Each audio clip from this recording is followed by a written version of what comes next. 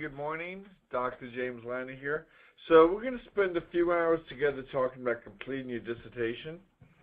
I'm going to get myself organized here.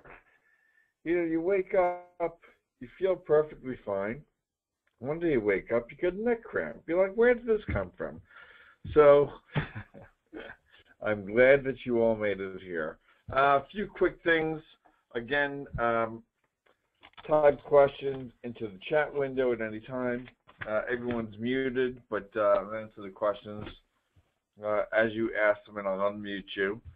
To get started, we are interested in where you are in the process, where you are in the dissertation process, what school you're at, and in particular, if you're in an applied program, what applied program are you in? I know there's EDDs and DMPs, but if you're in a different applied program, I'm curious what that is. So where you are in the dissertation process, what school you go to, how you heard about us, okay? How did you hear about us? What field are you in? And if there are particular resources that you want or need above and beyond, of course, completing the dissertation in 1 year, then be sure to let us know. Okay. So let's just all get started. Again, type any questions you want. You can stop me, type it into the chat window on the right, and let's move right into it. So the first thing about the dissertation I'd like to start with is that our mindset needs to be focused on this process. For any adventure, you have to be ready for the adventure. This is our adventure, the dissertation adventure. It's not just a bunch of tasks that we're well-versed at. These are tasks that we're first time out at. So I want to talk about the right mindset, and I want to talk about paradigms. And I really kind of learned about paradigms from Covey, Stephen Covey, in his book, The 7 Habits of Highly Effective People, talked about paradigms. That is the way that we see the world. And, before Copernicus showed up, everybody thought that things revolved around the Earth. And he was the first guy to say, well, no, maybe things revolve around the sun. It was a whole different way of seeing things. And I want to invite you to see things entirely differently here as well. And one of the people that really helped us see things differently was Einstein. By the way, what we talk about here is good for dissertations, also good for families, also good for work. So to whatever extent these things apply, that's absolutely fine. Okay, so Einstein said that you cannot solve problems at the same level of thinking you were at when you created them. Okay? You cannot solve problems at the same level of thinking you were at when you created them. What does this imply? It implies that we are responsible for saying that this is a problem, because in this adventure, we're going to come up against different things. And we have committees, and we have revisions, and we have IRBs and URR boards, and we have writer's block or not, or an aspect of it where there's a potential stumbling block. So we need to be able to, as quickly as possible, see what the issue is, claim responsibility for it, and then overcome and adapt to that situation. Because for sure, we cannot solve problems at the same level of thinking we were at when we created them, but we're not going to solve a problem unless we identify it as a problem. So acknowledging things are the first step. Okay. Another Stephen Covey truth was this goose and the golden egg business. So, by the way, how many of you have children? I am curious about this. Does everybody know about the goose and the golden egg? Do we know this? If you have a child, raise your hand or tell somebody in that chat window. So, for those of you who have children, or I'll remind those who do not, about the goose and the golden egg. So, the story of the goose and the golden egg is that there's an impoverished farmer.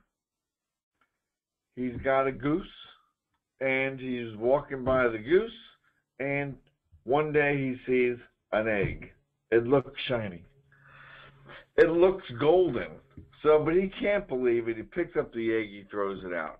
Another day, next day comes by, another golden egg. Well, he finally tests the egg, and sure enough, solid gold. Solid gold. He can't believe it. Day after day, golden eggs, golden eggs, golden eggs. Becomes fabulously wealthy. But in his wealth, he also becomes impatient. And he doesn't want to wait day to day to day for those golden eggs. So what does he do? He takes his knife, lops off the head of the goose, reaches in to find no golden eggs. Well, in this process, guess who's the goose? That's right, we're the goose. We have to take care of that goose. Because if we don't take care of the goose, no more golden eggs. We don't take care of ourselves, there's no graduations to go to. There's no kids to see graduate. There's no family relationships. There's no health. There's no jobs. If you're stressed out of your gourd, this is not a helpful thing. You have to take care of the goose. This could be a whole other seminar, but I mean, the basic nuts and bolts, as everybody knows, is you have to take care of that goose emotionally, socially, intellectually, spiritually, physically, and there's probably a few other things. So, I mean, you have to take care of the goose. And if you don't take care of the goose, you are not going to be receiving golden eggs. By the way, I'll go as far as to say that if one of those areas are kind of weighing you down, it's probably going to taint the other aspects of it. Okay? So, be cautious about avoiding one of those things, right? I mean, you go through, you're intellectually fired up, you're enjoying your job, the family's good, but your health is suffering. How is that going to impact the rest of it? Or you're physically fit, you got a great family, you got a, Jerry Maguire thing going on, but then you're not taking care of your work business, okay? It's going to weigh you down. So you got to really look at the goose from several different facets. The Covey puts his stuff into a PPC balance, which is production and production capability, which is essentially saying that we're the producers and we have production capability. Again, it's another way of saying if you're not taking care of the goose, no golden eggs to be had. Okay, all good? Internal language, just be careful about your internal language. I was at a office visit the other day, and this girl said, I made some joke, and she said, oh, that was so dumb that I didn't see that. Well, I didn't quite see that it was dumb that she didn't do that, but that was her internal language to herself. And maybe that was just a momentary thing. Nevertheless, she felt that way. So, how are we actually treating ourselves? If other people talk to us like this, we wouldn't accept this. So, be careful about what we're really saying under our own breath to ourselves here. Okay. All right, so I'm going to go through a few of the first three habits. All of this is getting us prepared for the adventure ahead, because it really is a marathon. This is not a short sprint here, okay? So, first habit, be proactive. That is, you have a bad committee member, you're responsible. You're not writing a write-up block, you're responsible. We have to own responsibility for our lives and for this process too. So being proactive is saying, in the programmer language, you are the programmer. One way to test that, how proactive we are in our own lives, is to really keep commitments. And the thing to do is to actually start keeping small commitments to yourself. I'm going to get up 10 minutes earlier and stretch. I'm going to get up 15 minutes earlier and write something or sit in front of the computer and so forth. So you're not going to keep commitments to anybody else if you can't even keep commitments to yourself. Start with small commitments, let it grow. Okay. Second habit, start with the end in mind. By the way, most people, this is a paradigm shift. Most people are reactive. Okay? That is, we just respond to the world after things occur. So it is really a paradigm shift that we're actually being proactive and thinking ahead for some. Start with the end in mind. Typically, another paradigm shift. People typically say, what do I have to do to accomplish X? Well, I need to do bump, bump, bump, bump, bump.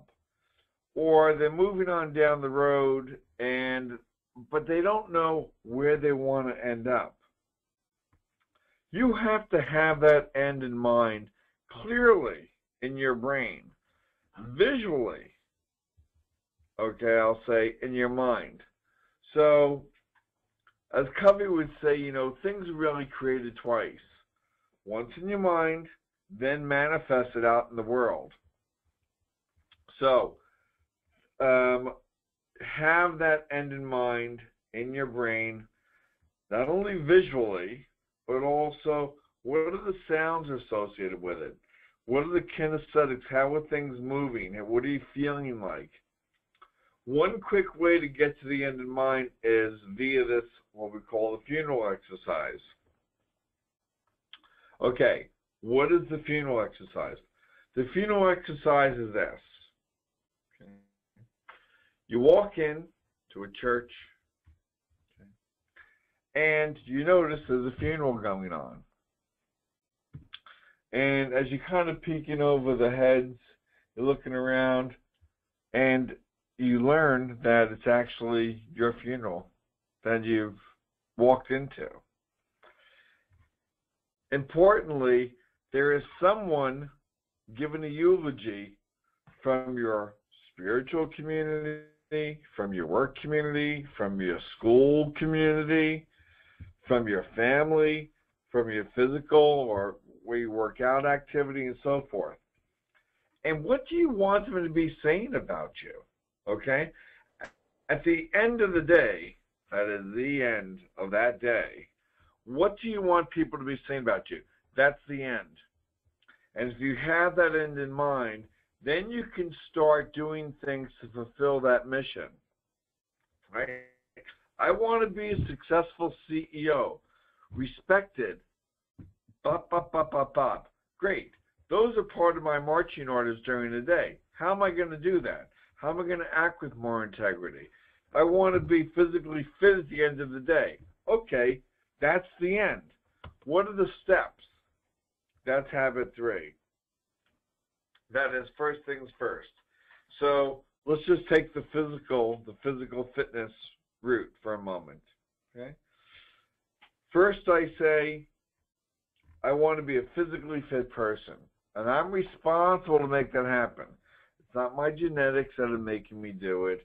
It's not my group that's making me do it. I'm choosing to do that. I'm responsible. 2, I have the image in mind.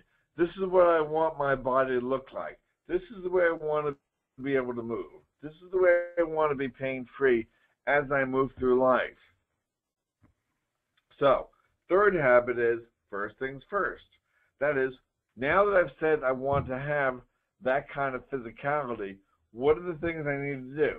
Well, I need to get up, and every day I'm spending 45 minutes just stretching. Just stretching. So as Goethe said, things that matter the most must never be put at the mercy of things that matter the least. Or as Covey would say too, do not get into the thick of thin things. All right? Keep the focus on the big things. That's the important thing. Okay. And learn to say no. You know, some people don't want to say no. You have to say no with a smile on your face and just tell people, no, I would love to help you, but cannot help you today. I would love to do ABC, cannot help you today. So first habit, we're the programmer. Second habit, write the program. Third habit, live the program. Those are the first three habits. When you do that, you become more powerful in your life. You have directedness. You have vision and you're fulfilling it. This is the power of it. Now, these things apply directly to the dissertation. It's your dissertation. Okay. You're going to see yourself finishing that dissertation and going through the steps of it. And we have a slightly different sequence that I'm going to present to you in the next few hours about how we're going to move through that dissertation process. And then we're going to go ahead and do the things that are important to do. All right.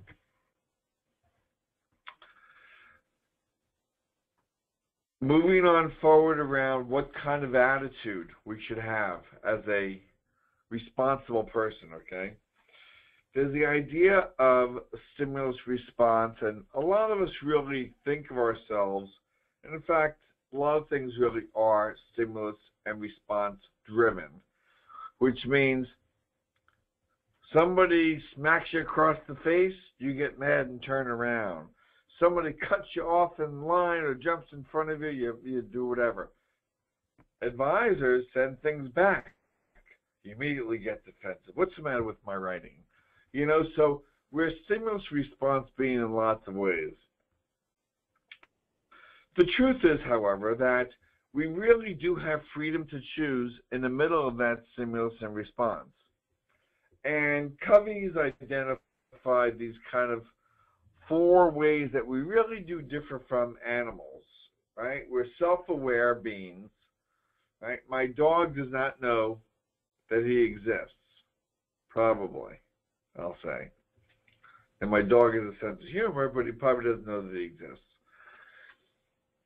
Okay, imagination. My dog cannot imagine 2 weeks down the road. I know what I'm going to be doing. I can imagine. I can use that begin with the end in mind process to see what I'm doing 2 months down the road. We have conscience, okay, we know right and wrong, and we have independent will, okay. I can really work at something.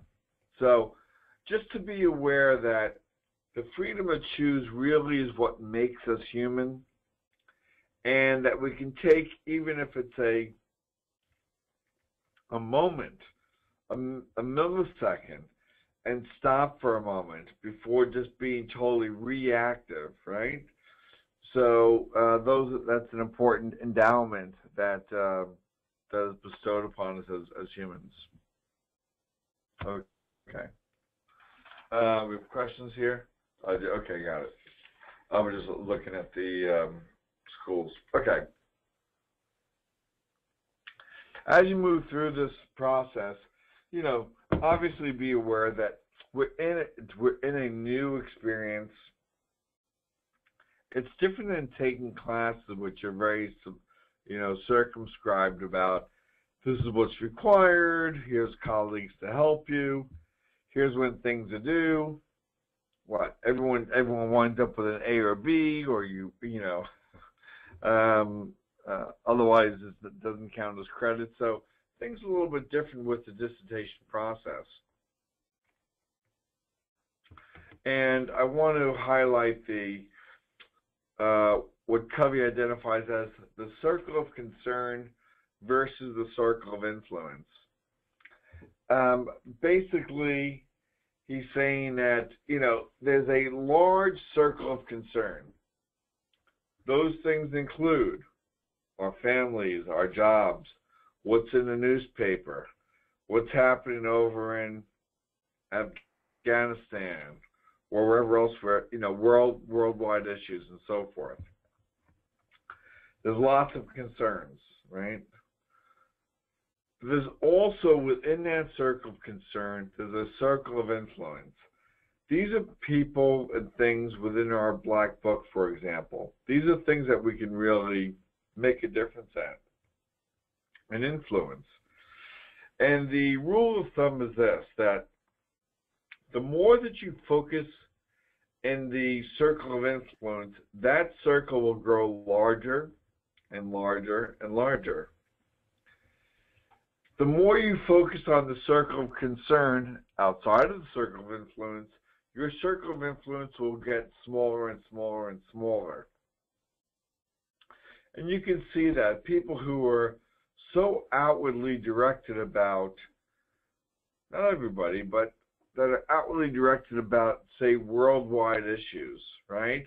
But they can't find a job for themselves. Well, they're spending time thinking about those worldwide issues, but they're not focused on their own circle of influence, which is, I can go out and get a job, or I could be moving through my dissertation process. So there's a lot of things that we have influence over. Our job is to focus on those things. Okay, so that's the kind of the primer to, the right mindset. We're the empowered person. We have the end in mind. We're living that program. We're taking care of the goose. And we're focusing on things that we can really influence. Okay. So, let's get into the dissertation process. Now, I have a little different view. I'll have to thank Jerry Hanley from Cal State. So typically what they teach you about the dissertation is the following. They'll say, that is your advisors, your committee, your school, they'll say, what we should do is this. You should look at a whole bunch of literature that you've seen over the years. Look at those peer-reviewed articles. Then discern what questions are still existing. Then from that, develop your research questions and develop a methodology. Then examine those questions using qualitative or quantitative data and analysis, and then move on to the discussion chapter. I want to dissuade you from that, because here's the truth. Everyone, and I'm happy to take your questions right here, everyone knows what they want to study. Everyone either has the question in mind, okay, or the hypothesis in mind, or at least have the kind of data they want to work with. From the data you want to work with, we can figure out those research questions. So everyone has at least a general sense. And if someone does not have that general sense, then we need to get to that right now, okay? So if you do not think that you have a question, okay, I'd like to ask you to raise your hand, and let's unmute you and get into it a little bit here, all right? So as you're thinking about that, the research questions are really the keystones of the whole project. What's the keystone? When you have an archway that's full of blocks, for example, you have the blocks stacking up, but the keystone is the one right in the center. It's the odd-shaped, I think it's a, I want to say well, I'm not quite sure the shape of it. So it's the odd-shaped stone that holds all the other stones in places. Okay. So, okay, so Nicholas, let's just get into it a little bit. Okay, let's go ahead and unmute Nicholas if we can. All right, are you there? All right, Nicholas, you there? Yeah, I'm here. Hi, how are you this morning? Doing well. Excellent. So, okay, so we're using you as a case example because everybody at some point, we all need to have research questions because it's going to make the rest of the process easier. So, what questions do you want to ask, or roughly want to ask? So I know sort of the topic area that I want to focus on, but that's where I'm really struggling. I've done exactly sort of what you said not to do. I've looked at a bunch of the literature and I've tried to figure out, where there's gaps. I'm doing a qualitative study, so I mean I think that opens it up to more potential research questions. Just because of the methodology, but I'm interested in sort of leadership, looking at leadership from a competency approach. And I don't know how to convey that. I came up with a bunch of research questions and sent them to my chair, and she was like, "Oh no, you have to put these in a different format." And I'm really struggling with the development. Okay, so say more about what a competency approach is. I mean, typically when I think about leadership, I think about the MLQ, which is looking at kind of, hey, people are transformational leaders or transactional leaders or laissez-faire leaders, or the LPI, Leadership Practice Inventory. So kind of this quantitative category. What do you mean by competency approach? So, yeah, I mean, basically looking at what the specific knowledge, skills, abilities, and other factors are that make leaders. And so I think that's how I found out about your organization is I was looking at potential ways to use the LPI, and I think that, that changes the methodology a little bit. And so that's where I'm struggling. I mean, I'm at the very, very beginning of the dissertation, and so I'm a little scared because I just feel like there's so much out there, and I need something to sort of narrow it and figure it out. I think I can figure out the methodology if I can get down the research questions. Right. So first of all, I mean, I'm curious why, if you kind of drill into the LPI a little bit, how did you get to the qualitative rather than quantitative approach to this? Like, what drove that decision?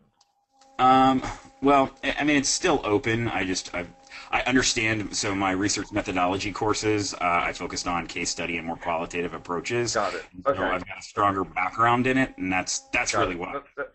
No, that's a good reason. That's a good reason. And your chair also qualitatively oriented? Yes. Perfect. Okay, so being aligned with your chair around it, because mismatches are typically like oil and vinegar.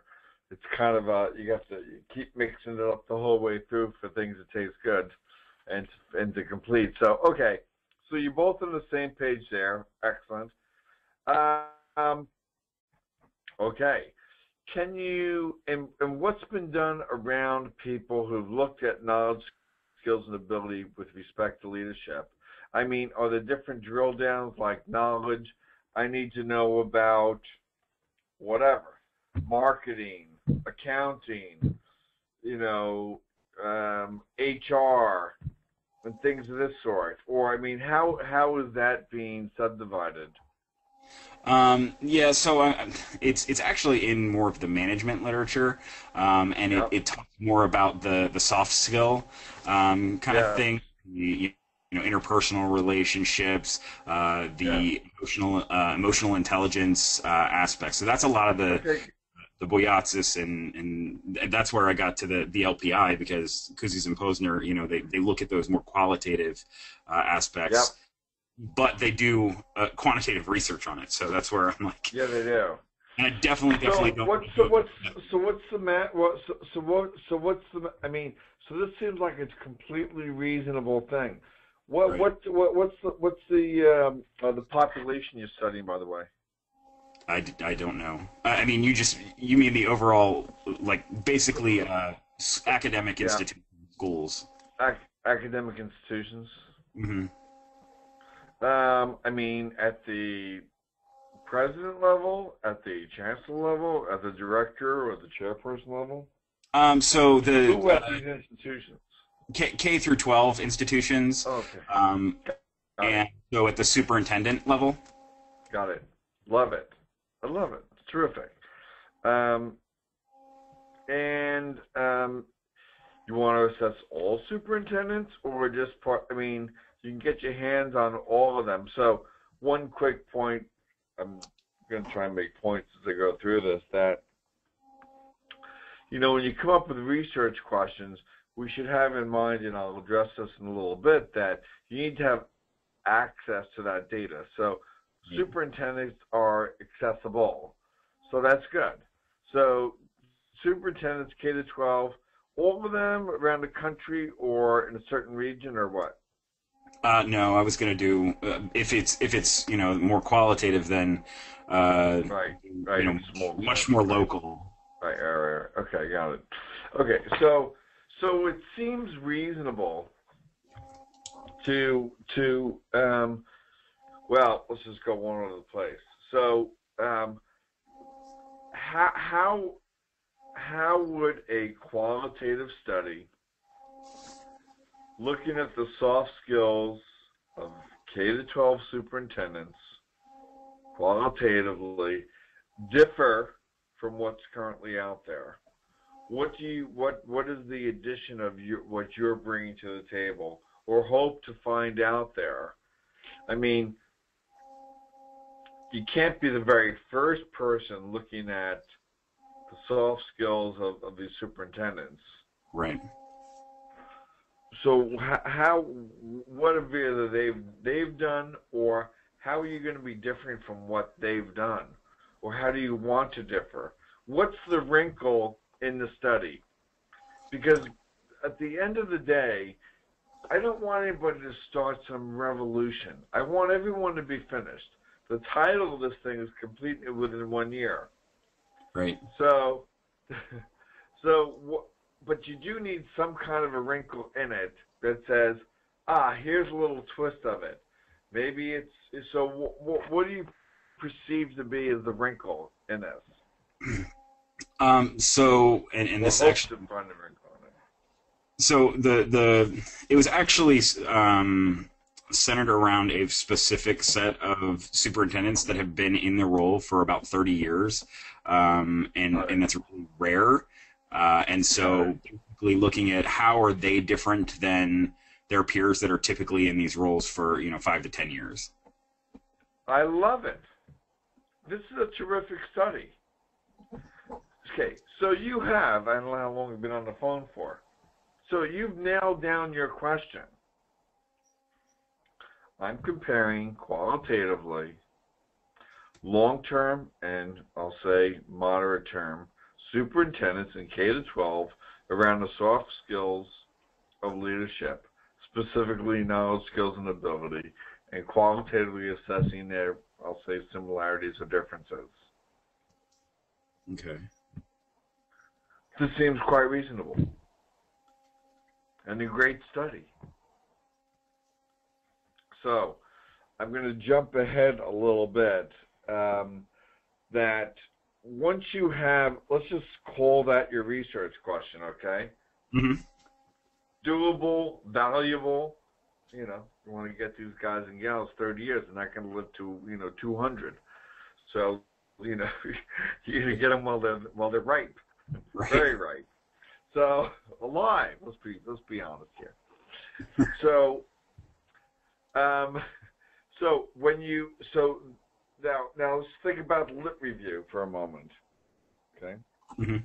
Lit review is going to be, hey, here's all about leadership.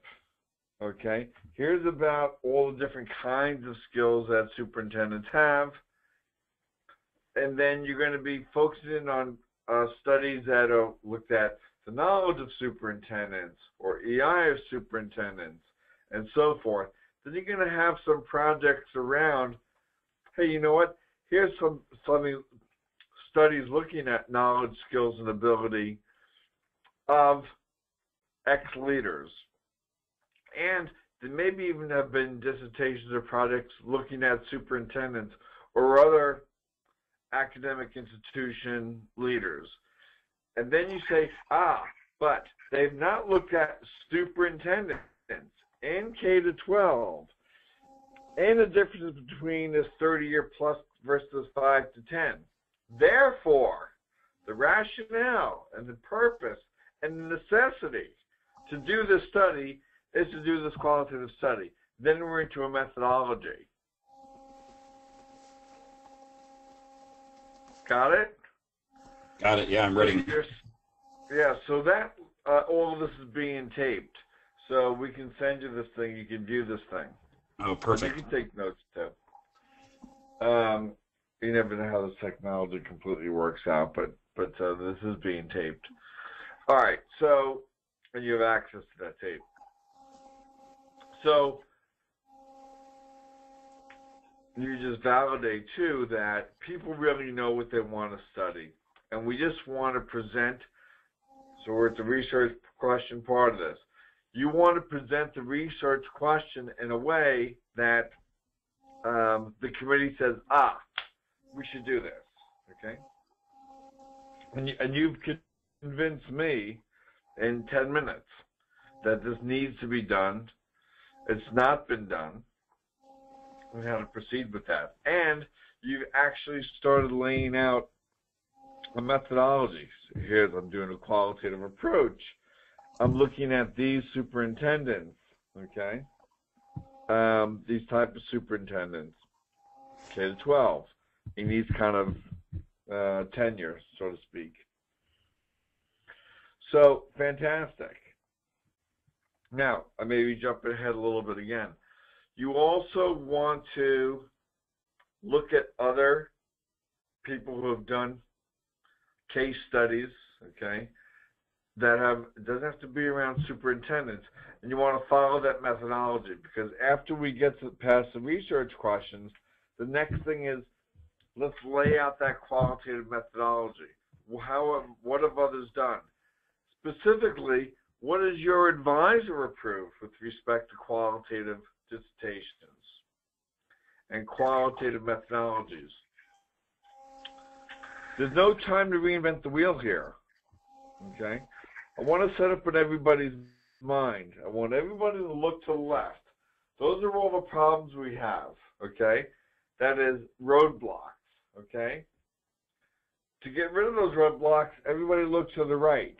To the right is your advisors' dissertations they've already approved, or that the school has approved, or institutional review board applications that have been approved. Those are things to the right. If you start getting mismatched, okay, and you're not one of those guys that have a mismatch between quantitative and qualitative, look to the left and expect to spend an extra month. Okay? We want everyone listening to be looking to the right, moving through it, and you're doing it. You've got the solid research question. All right, are we good for the time being? Yes, thank you. It's been very helpful.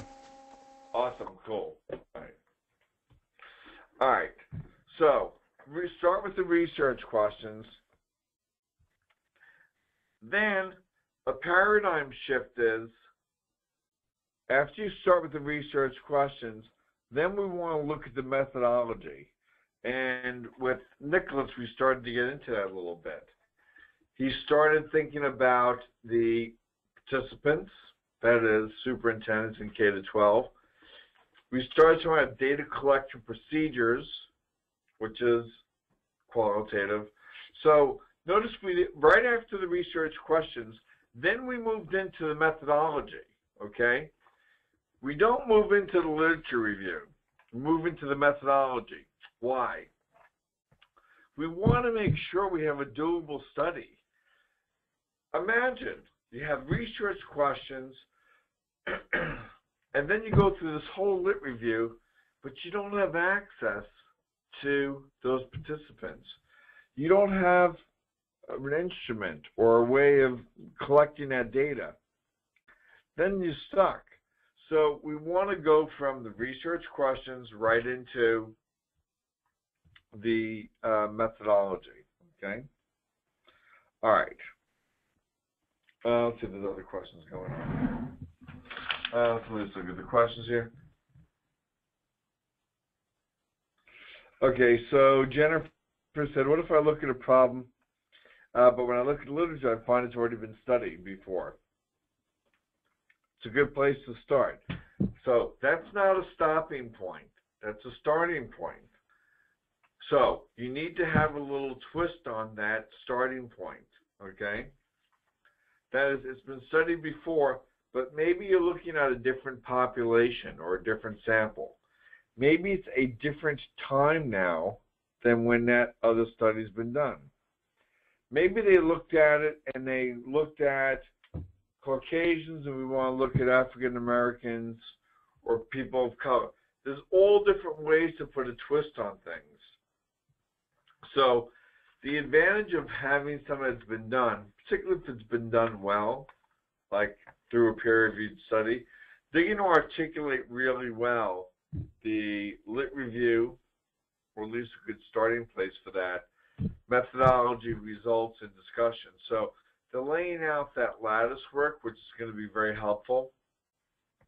And what you want to do is just tune that slightly differently. You're in the same radio, the same format, but you got a different station. Okay, that's a different station. You have a slightly different tuning. You could, of course, I mean, you can, I mean, you know, I'll try not to plug the company too much, but I mean, we help with all of these things, okay? But just look to see slight differences.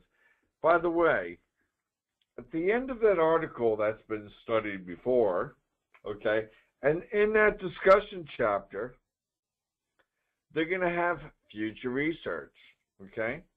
Look at that future research, okay? What do they say that are the next steps?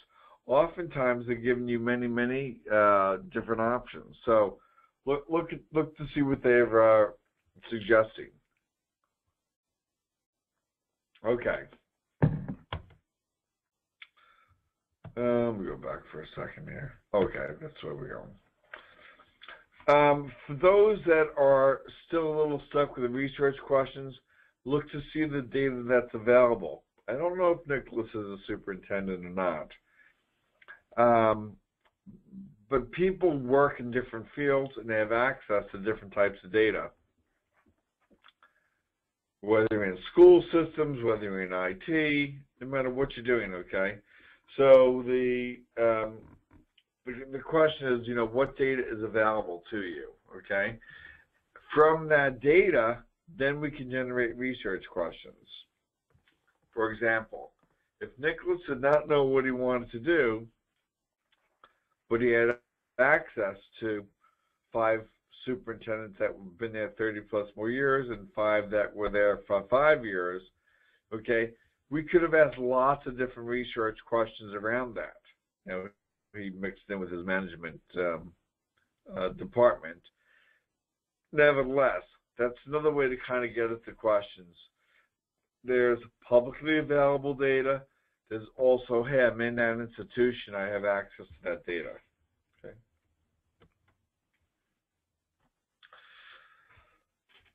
In quantitative research questions,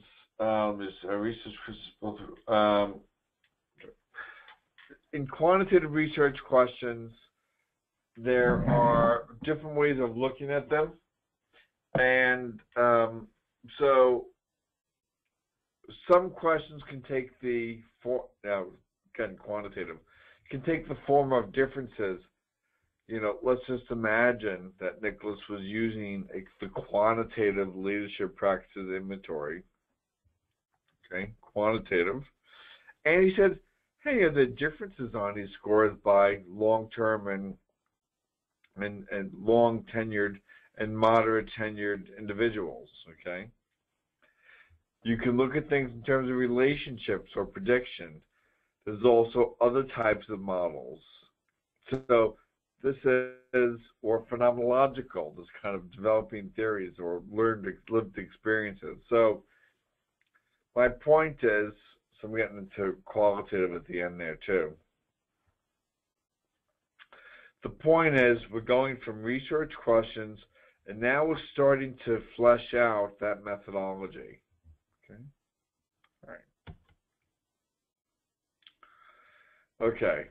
Let's get into it a little bit more formally here.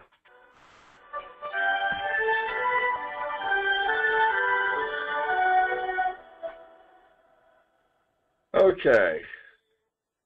So, coming back, and hopefully everyone had a chance to get up, take a stretch. Okay, so we're going to move on to the methodology now. So, what have we done thus far? We've set ourselves up as an empowered person to be able to accomplish and move through the dissertation process. We've developed or developing research questions, either based on what we know that we want to ask or based on the kind of data that we have. After the research questions, then we're moving into the methodology formally.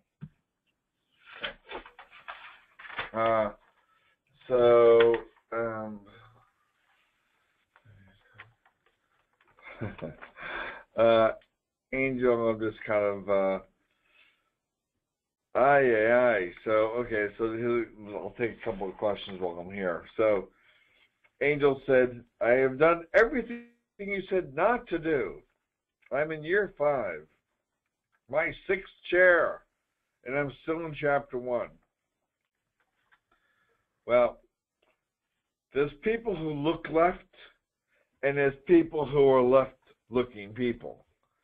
We want you to move to the right, okay? So you're an individual that needs to, give us a holler. We'll give you our phone number and so forth. Get you back on track. I mean, year 5 in the process, obviously, we need to get you going in the right direction here. Other questions from Thelma. Are research questions and hypotheses both required, or can it be either? Some people, I think it's for qualitative, typically they just want research questions. For quantitative, they typically want both research questions and hypotheses. And then, follow the directions of your chair. For example, the research question that Nicholas was asking qualitatively was, hey, you know what? Qualitatively, are the differences between superintendents that have been there a long time or not? Okay. You could ask it quantitatively, okay, in a similar fashion. Is there a difference on leadership scores, okay, by superintendent tenure, 30 years versus 5 years? From that quantitative research question, you could be asking the pose a hypothesis. The null hypothesis: no, there are no differences on their scores by tenure. The alternative hypothesis: yes, there are differences on leadership scores by superintendent tenure. So, rule of thumb, though, questions for quant and qual, add the hypothesis for the quant part, follow what your advisor wants you to do. Bob says, how do you convince your chair to think out of the box? Okay, Bob, why do you think that you can convince your chair of anything? We do not want our chairs to be thinking out of the box. I'll go back to the I'm going to go back to the Einstein quote. We cannot change problems that we've kind of that we're the initiator of these issues. Okay, can't solve problems at the same level of thinking we were at when we created them. Having to convince your chair to think out of the box. Listen, I'm just trying to move through my own life. Trying to convince your chair of anything, this is going to be tough. So, I guess the part B to your question, how do I make my chair agree with qual and not quant? If they're quantitatively oriented, right, it's going to be tough to shift them over to qualitative. For that matter, if they're quantitatively oriented, why aren't you the person to think out of the box and move over to the quant part, get out of the qualitative posture, right? You're responsible. Why not have you the one who thinks out of the box and change your approach? Isn't that going to be easier than trying to convince somebody else? I understand you're paying them in an ideal world, you know, hey, you know, Mr. and Mrs. Chair, Dr. and Mrs. Chair, Dr. and Dr. Chair, move to a different approach, but I would not try to get them to change anything. Remember, at the end of the day, they have the magic pen, okay? So, right. So, Bob, I would say, look to change your approach. By the way, quant is pretty easy. We bang out quantitative methodologies pretty rapidly. The analysis part, chapter 4, we'll get there in a little bit, but that chapter 4 is much easier than transcribing it and coding it and so forth, you know. So anyway, consider Einstein's quote. Okay. Okay, methodology. What is a method? A methodology is really a blueprint for what you're going to do in a study. It is the carpenter's rule that we're going to measure twice, cut once. It is before anything is built, okay, you're really laying things out. That methodology is essentially telling others exactly how you can conduct your study, how you're going to examine those research questions, who are the participants, what are the instruments, and so forth. What are you going to do with the data? So imagine this blueprint, okay, that you have a blueprint of a house, and no matter what builder you bring it to, they're going to build the same house. You've given them all the instructions. Same with your research. You give your you give your methodology to someone, and they can go through and conduct your whole study based on your methodology. That is a level of detail that you need to give them. Okay? So nothing more, nothing less. You're going to lay out at the bones of this thing. Here are the questions at hand. Here are the participants. Here are the qualitative or quantitative instruments. This is my procedure to administer these qualitative or quantitative instruments that I just spoke about to those participants I just spoke about. Here's a data analysis strategy. That is, this is how I'm going to analyze the data to examine those research questions.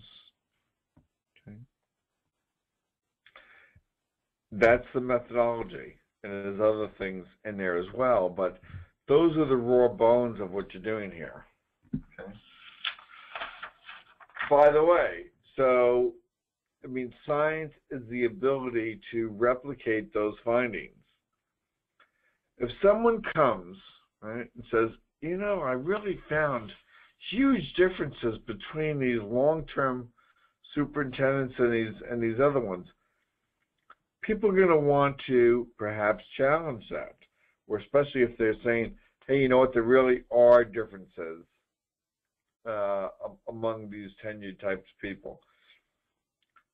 I don't know who said it, but one hot day does not make a summer. One study does not make for science. You have to be able to replicate those findings. And the way they're going to replicate your findings or other people's findings is to be able to have that methodology laid out where people can scrutinize that methodology. And, you know, good science is built on having something that's able to be replicated. Okay. Develop the participant instrument procedure sections. Obviously, any one of those three-legged chairs, if you don't have that, you don't have a chair to sit on. By the way, the participants' instruments, you can use secondary data, okay? So I'm all for, if you have other data that that you can use, that'd be just fine. Okay, so let's just take a few questions here. Jennifer, I'll just answer the question. Jennifer, you know, am I saying that quant is easier than qual? If you have no particular preference in terms of your approaches, that is, you're equally, let's just say, you don't know much about either one of them, I would say a quant study is easier, particularly with, you know, software that's out there and so forth. And it's often much easier to analyze. I mean, we can work through a quantitative analysis very, very rapidly. Again, qualitative, but if you're qualitatively oriented and you have access to participants or superintendents in Nicholas's case, no, then the qualitative is going to be easier. So it's really looking at who you have access to, what your comfort level is there alignment between you and the professor, and so forth. So these are kind of the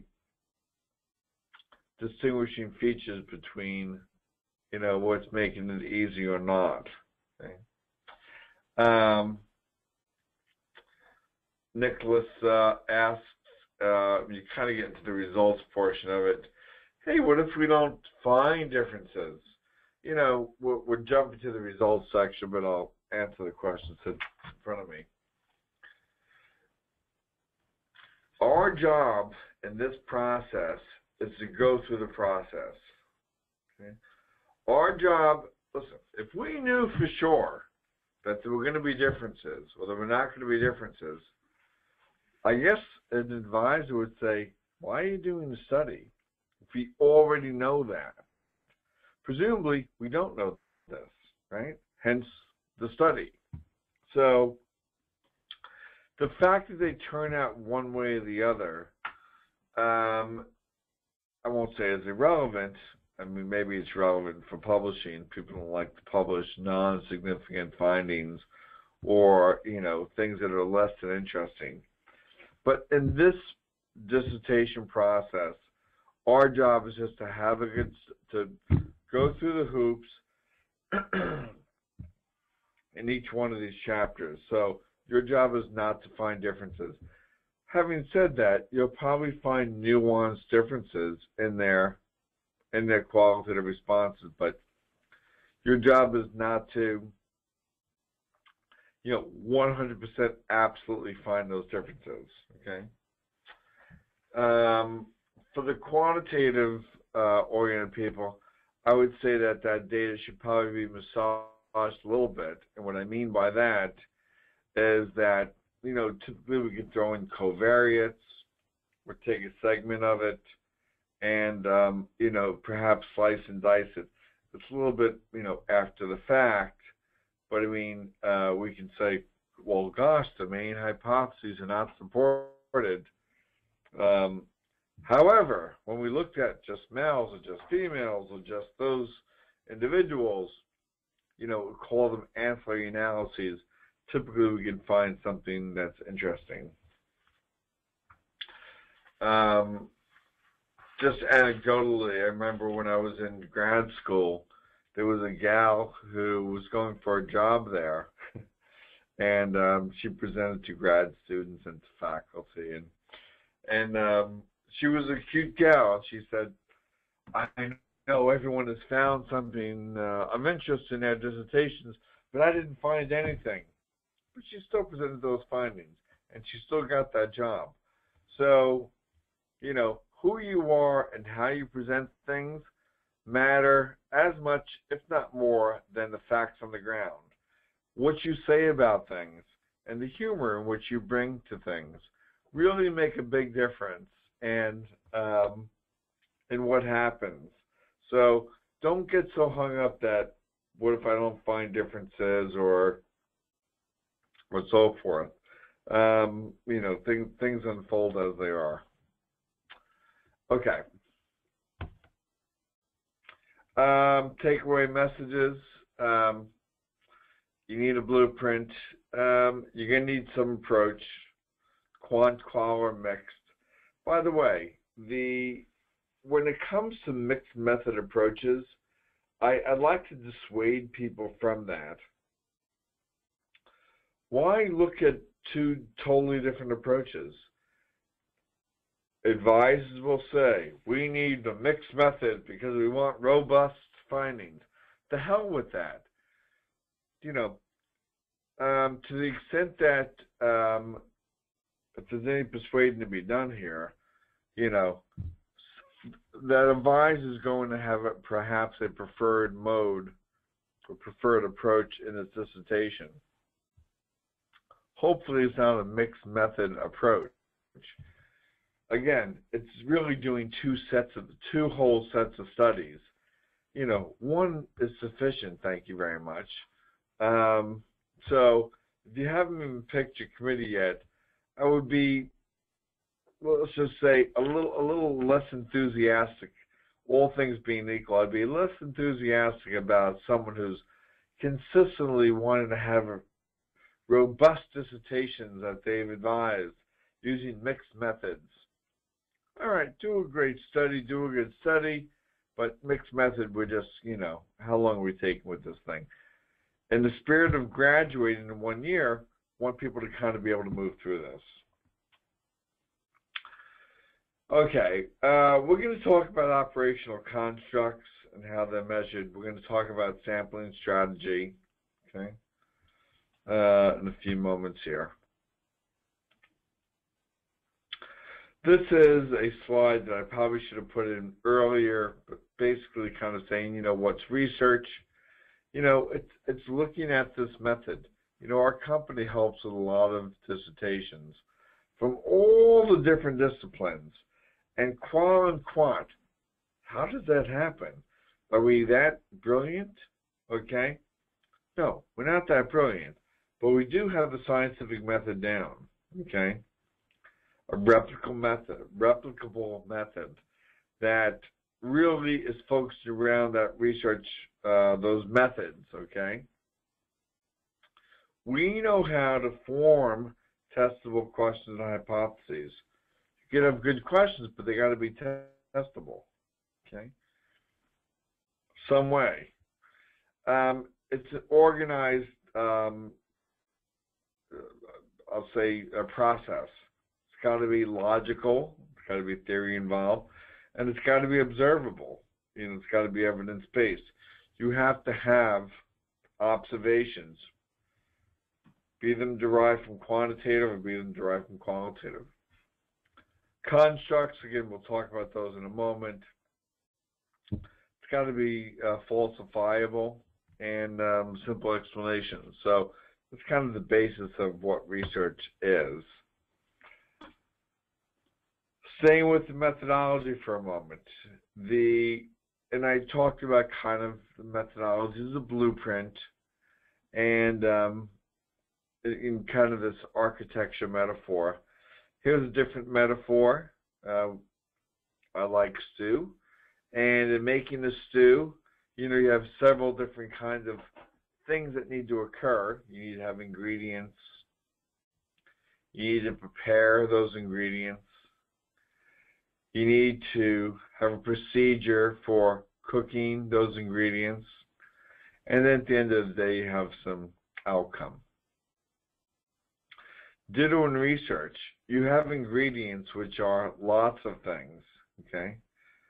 The participants, the instruments, for example, okay? You have the preparation, which is the procedure, okay? You're going to administer this semi-structured interview. You're going to administer this quantitative survey, okay? The instructions for cooking it, you're going to have some data analysis plan. You're either going to thematize those qualitative interviews, or you're going to apply some quantitative or statistical analyses or techniques. And then at the end of the day, you're going to eat the stew, or you're going to have a study, okay? So that's kind of the analogy of the cooking metaphor analysis, okay? Stew delivered up. I could be adding other ingredients in here to a little more of a tasty stew, carrots, potatoes. There's lots of other aspects to those ingredients, okay? I mean, you can have different sets of instruments. You can have instruments that you're adapting, just like you're adapting those ingredients. So there's other ways. Somebody asked about, what if the study's been done before? Well, can you adapt that instrument and tweak it a little bit? For example, Nicholas was looking at the leadership practices and doing a qualitative study. And maybe that study is done before. Probably not, but maybe it's been done before. Maybe they need to do a 360 evaluation, which means maybe their subordinates should be talking about their skill sets, okay, their soft skills, their leadership skills. Maybe the ingredients that you're tweaking, okay, are looking at the differences, this for Nicholas, but it's for everybody too, that maybe I'm going to interview the people that are in leadership positions for 30 years and their subordinates, and see if there's alignment among their perceptions, and then look at those superintendents that have been in it for 5 years and their subordinates, and look at the alignment or non-alignment of their responses, and say, gosh, is the alignment between the 30-year superintendents and their subordinates different than the alignment of the 5-year tenured superintendents and their subordinates? So that's a little twist of the ingredients, that is, of who the participants are in this case. It's above and beyond as Nicholas and I kind of talked about, the superintendents, but looking at the subordinates and the interaction or the interplay between them. It's a whole new, I'll say, set of observations there. I hope that makes sense. Okay. And let's just get a little bit closer. All right, moving on. So, the essential ingredients of methodologies are the following. And I'm not saying this is comprehensive, but they should at least have these areas. The research questions and or hypotheses should be restated, okay?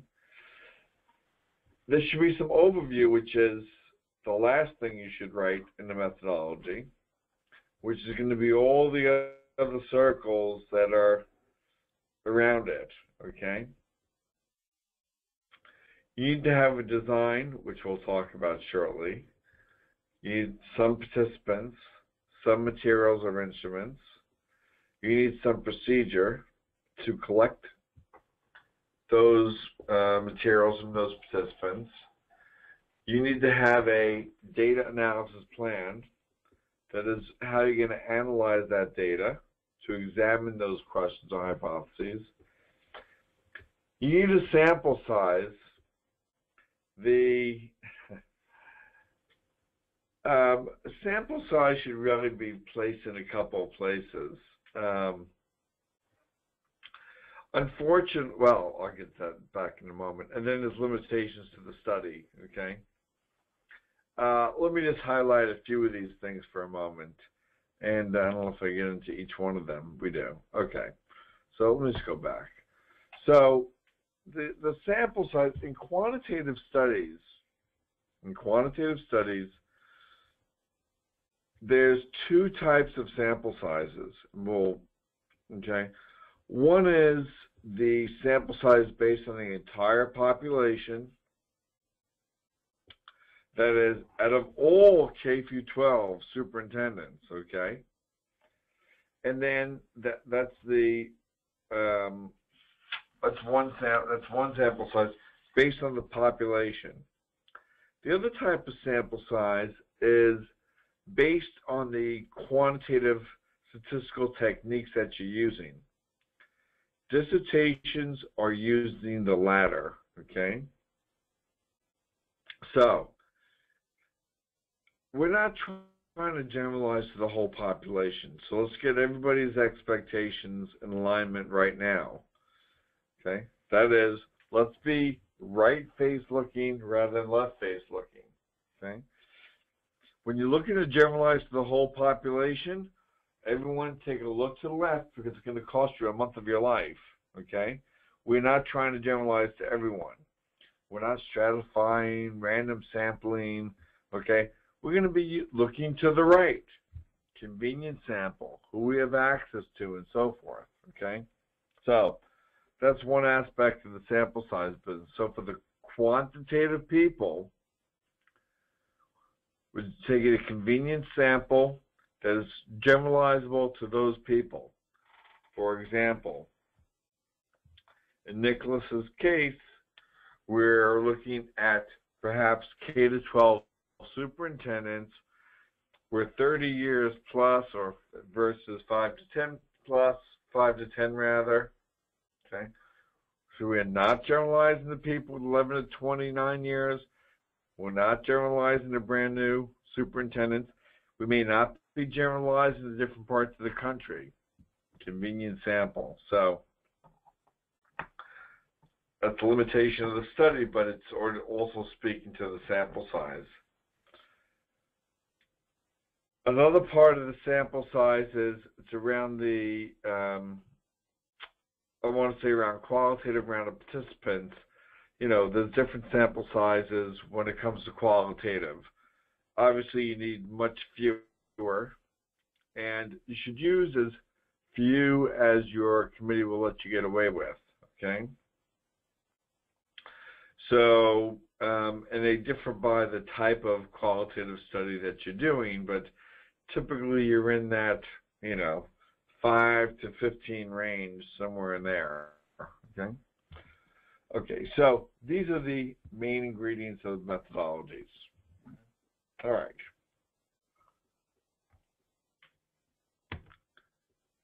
Restate the research question and hypothesis.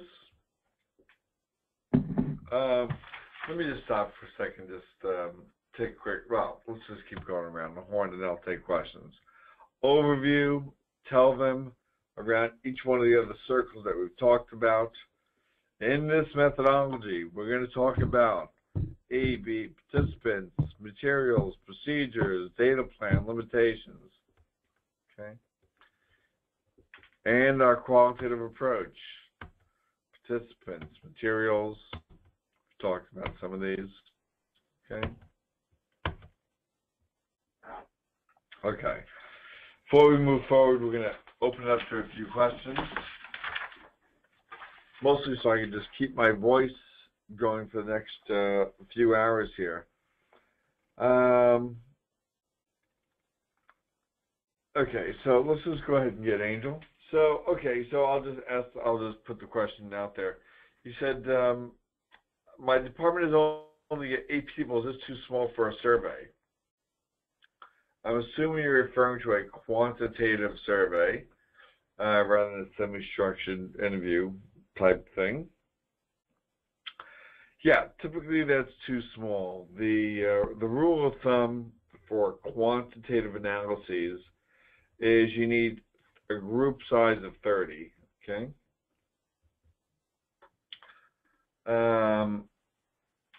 Okay, let's just go to Siri. Siri, are you there? We're just unmuting you. Yeah, hi Siri. Oh. How you doing this morning? Hi. Are you able to hear me? I can hear you now. How are you? I'm doing great. Excellent. The question I had is that you mentioned that research studies need to be replicated, and what if you go ahead and do this? Yeah. Yeah.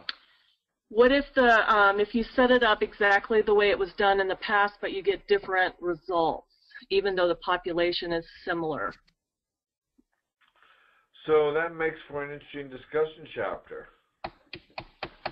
right? So we'll get to that in the discussion chapter, but I mean that, you know, that's where we get to speculate why those differences occurred, right? You know, and what that means. So it's quite possible that you have different findings. That's fine. You know, you get to think about why that might be. What prompts your question as my quick question? Or you just I know it's saying, hey, what happens if I get there and this turns out this way? Well, I was just, you know, I mean, with research, they'd like to have things that are you can repeat and to get similar findings, because then it helps to support studies done in the past. And so, yeah. you know, it's just a question of how to, well, what would you do then if you got different findings?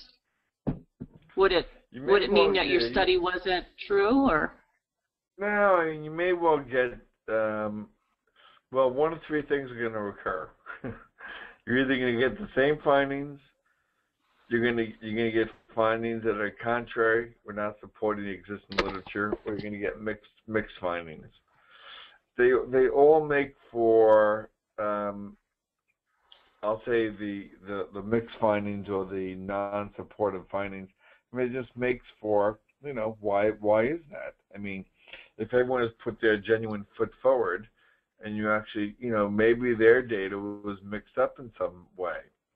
I don't think, you know, we want to be looking for. I don't want to be biased. Well, we all have biases, okay?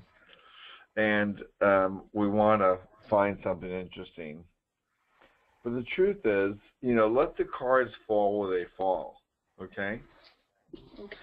And then let's make sense out of that, because there is a way to make sense out of that. And so I would just say, you know, if they let you do the study and you're doing things that kind of lame, I mean, maybe there was a flaw in the way that you did it or the way that they did it. You know, put it down as a limitation. You know, there was probably some tweak, even if you had the same exact population, it may be different. You look at the same population, but the time has changed since the 5 years since they've done it, or people's attitudes have changed. There's always a way of explaining things. So you say, I'm writing about Black American cardiovascular nurses. How large a sample do I need? I don't think many exist. So let's assume that you're right, okay? That you want to study Black American cardiovascular nurses, And let's assume that you want to do a whatever, quantitative or qualitative study. But there's only one out there, or two out there, or a few out there. You need to switch it up, okay? You're telling me that you do not have access to that data. And when we just came back off of that wheel, you need to have participants. If you don't have access to those participants, you do not have a study. So you're going to have to tweak that in some way.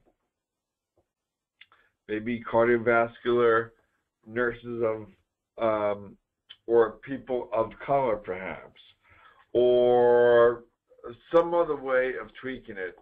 So I would say, keep your idea, okay, which is fine, but you're going to have to broaden that in some way, shape, or form.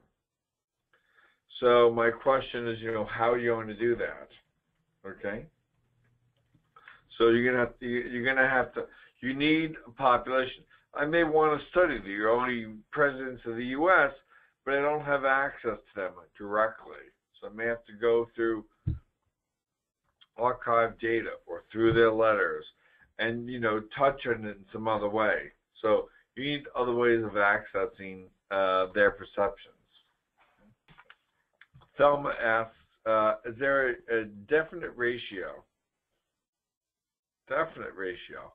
between the population and sample size?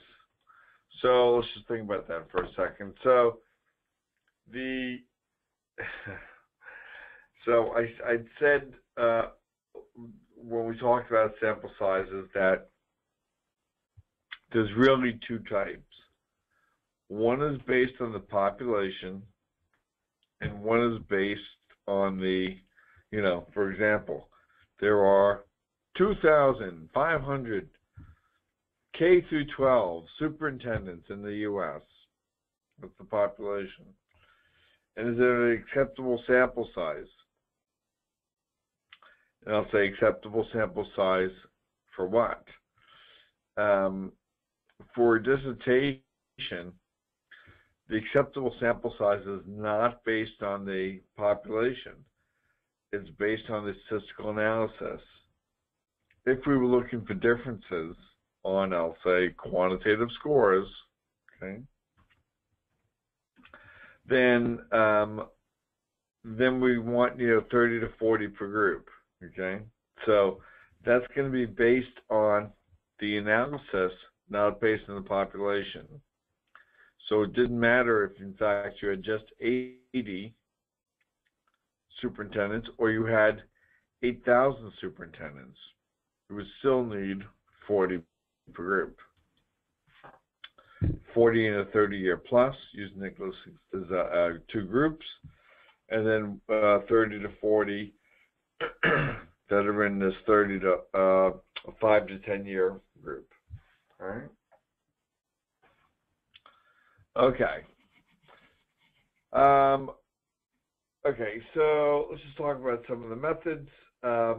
Just for those who want to be crystal clear about what is quantitative, what's qualitative. Quantitative is, you can count.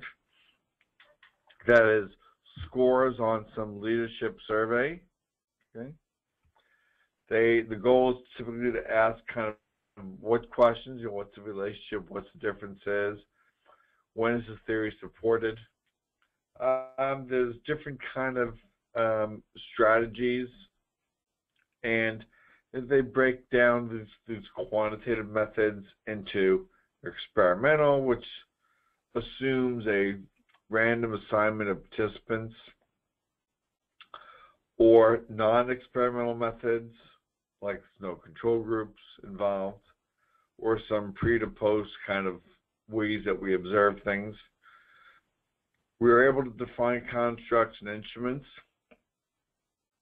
and we'll get there, and we'll discuss sampling strategies with sampling process. Qualitative typically tend to have these why questions, or how are superintendents differ with respect to their soft skills in these kind of two groups, okay? Or understanding why people are experiencing the way things that they are. Typically, in the qualitative, they're more semi-structured interviews or looking at archival data. I self-define the constructs or the semi-structured interview, and then we can discuss the sampling process. Theoretical framework. Okay. So,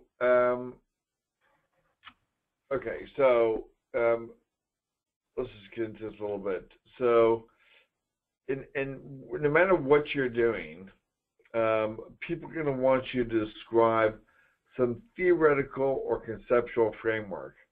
This is really the lens that you see your study through. For example, if for example that you were looking at whatever, you were looking at some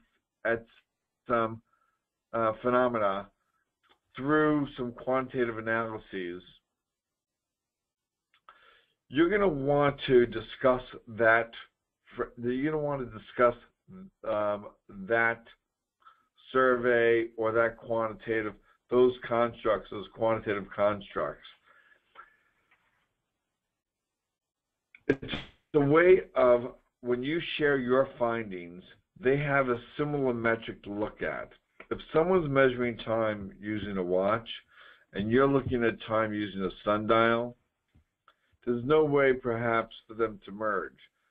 If everyone in your field is looking at things through a watch, you have to say, okay, hey, this when we've looked at it through a watch or through seconds and minutes, here's a way of viewing things. So basically, what I'm trying to get to, and I'm not doing a very good job at the moment, which is you want a similar way of looking and comparing things to what other people have done in the past.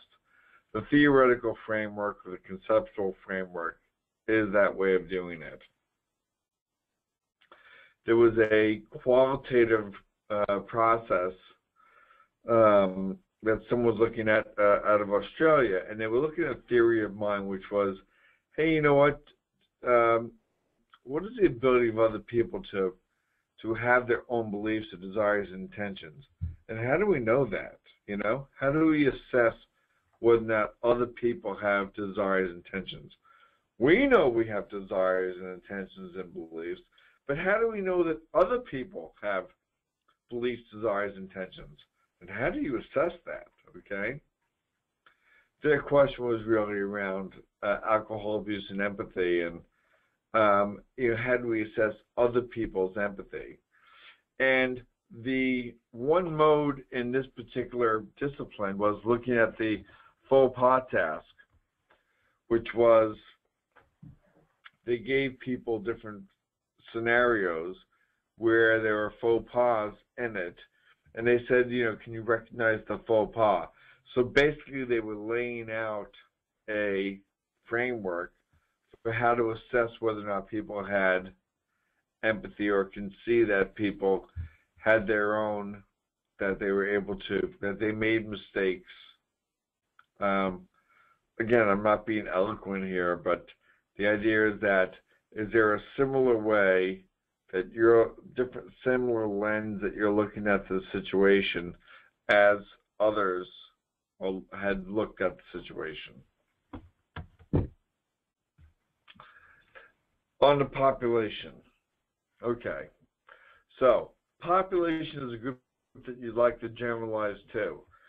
Don't be overambitious about this, by the way. Just think about generalizing to the population you have at hand, okay? That is your local population. And the population is different than a sample. The sample is a subset of that population, okay? So, here it is. So first, the large circle towards the top of the slide is I'll say the universal population that we want to generalize to. Okay. Out of that population, we're taking some of these dark gray dots. So let's say we're taking some people out of that. That's our sampling frame. Out of the sampling frame, some people will fall out, the tritters, okay? And then at the end of the day, you have some final sample. So the population is the universe of where we're trying to generalize to, and out of that universe, we wind up with a subset or a sample, okay? So working our way through methodology. Methodology is the key. The key, after the research questions, the methodology is key. For without it, you don't have a study, right? So let's go in, talk about instruments. When it comes to quantitative survey instruments, okay, some people said, well, I can't find an instrument for my study. And I typically respond, out of the whole planet, no one has studied what you're studying? They'll say no. I say, change your topic. We do not want to revolutionize the world with this thing. We're trying to get finished in 1 year. And to do that, I'm very curious when people say that there's no instrument that's ever been used that assesses the kind of things I want to look at. So I would say, if in fact that was true, then it's time to change our topic. Okay? My guess is that, well, let's just put it that way. Now, can you adapt? By the way, so what's their response to that, right? So clients typically say, I'm going to create my own instrument. Okay. For those of you who want to create your own instrument, this is for you. I want to take your chair and look left, okay? Because to create your own instrument is going to cost you another month of your life here. Why? First, they're going to make you pilot test that instrument. Then they're going to ask you, well, what's the reliability and validity of that instrument? How are you going to validate that instrument? Typically, you validate it against other instruments. That is, if you have a self-esteem scale that's brand new, okay, you validate or show that it's credible by comparing it with another instrument that measures self-esteem.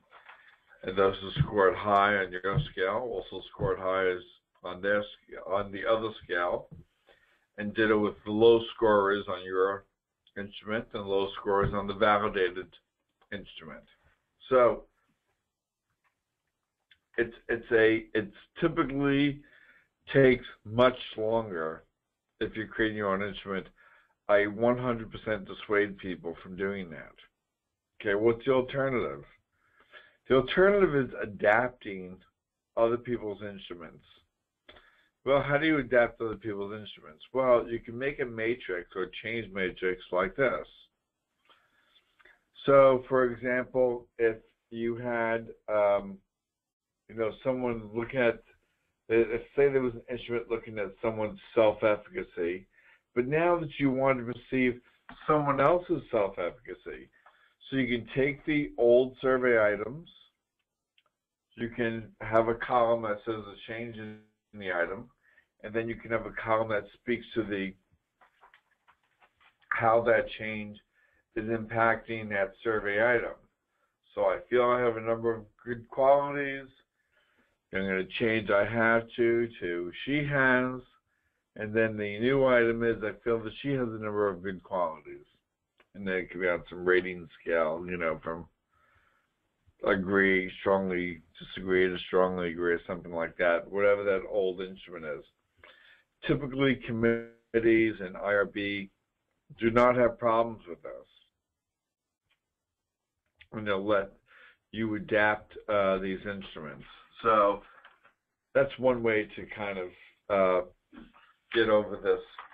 There's nobody that will, there's no other instrument out there in the world, okay? Okay, let's just see what kind of questions we got here.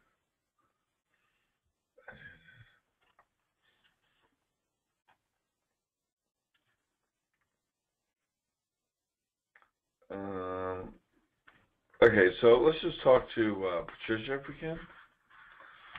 Yeah, hi Patricia. Hi. Patricia? Can you hear me? I can hear you perfectly. How are you today? Very well, thank you.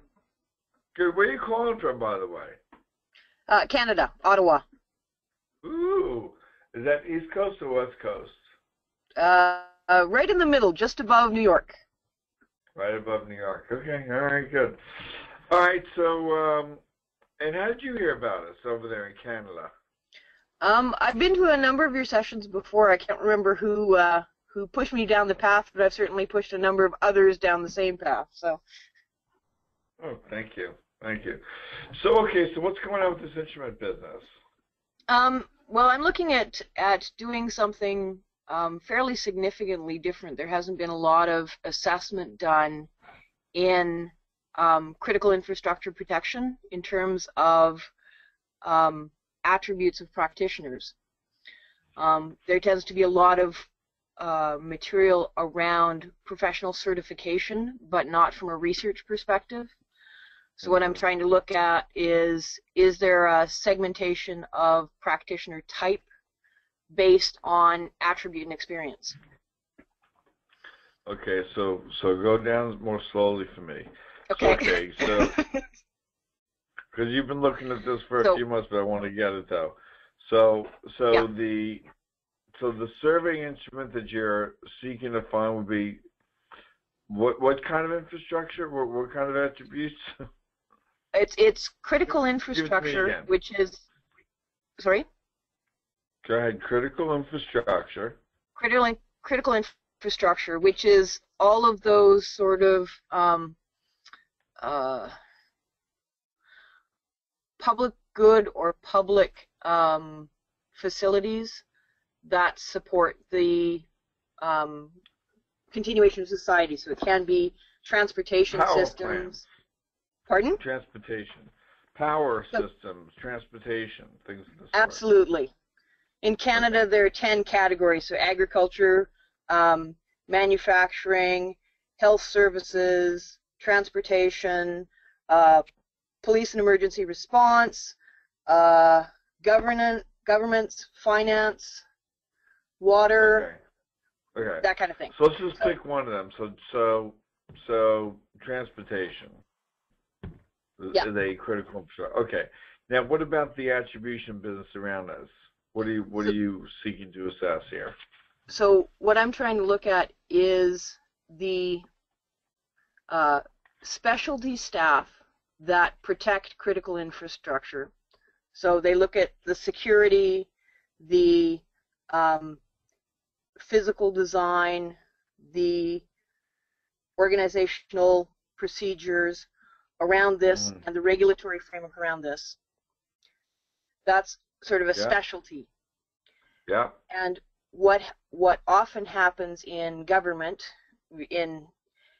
is that because it's security, it tends to be where they push people they don't know where else to put, rather than having a specific set of attributes, criteria, and experience.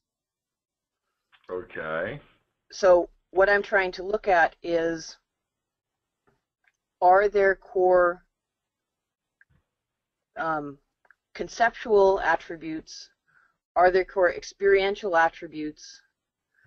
Are there core domain knowledges that make a practitioner successful or not successful?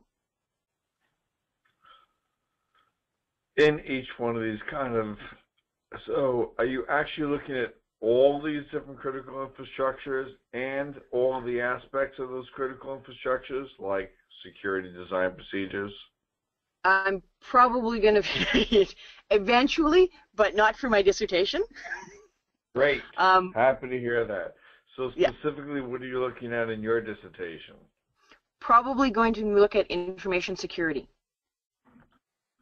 Okay. Okay, and you're going to pick just one of those critical infrastructures?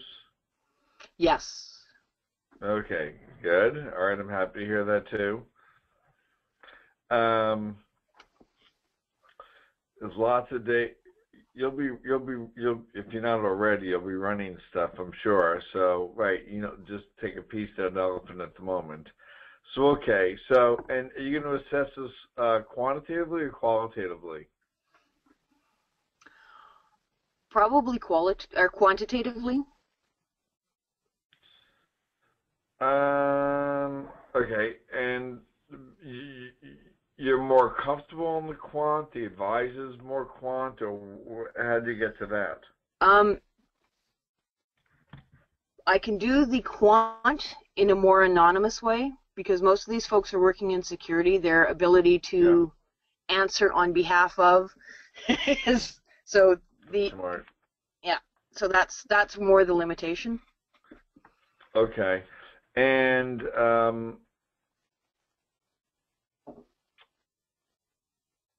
no one has studied let's just say the knowledge of these people, or some testing of these, let's just say, information security. Well, there's been a lot around, what do you need to do in information security, but it tends not to be research focused so much as professional certification focused. Right. And are you getting at something else in addition to these certifications, is kind of that level of technical competence? And what are you looking to get at? Well, part of my premise is that there are a plethora of professional certifications, and job descriptions start to have acronym creep. They'll put in any certification because whoever is in charge is familiar with that one, but it doesn't necessarily address the cognitive knowledge or skills required. Okay.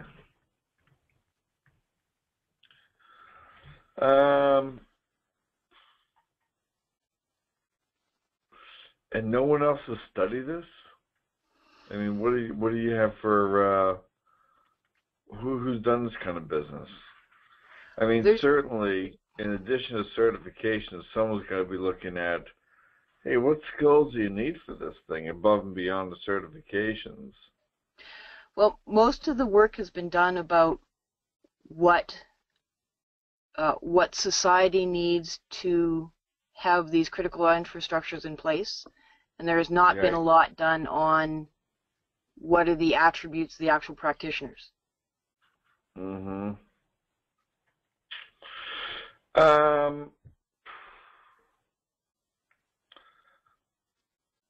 I'm just going to give you the warning, and I'll reiterate the warning that, you're going to wind up with this, pilot survey business.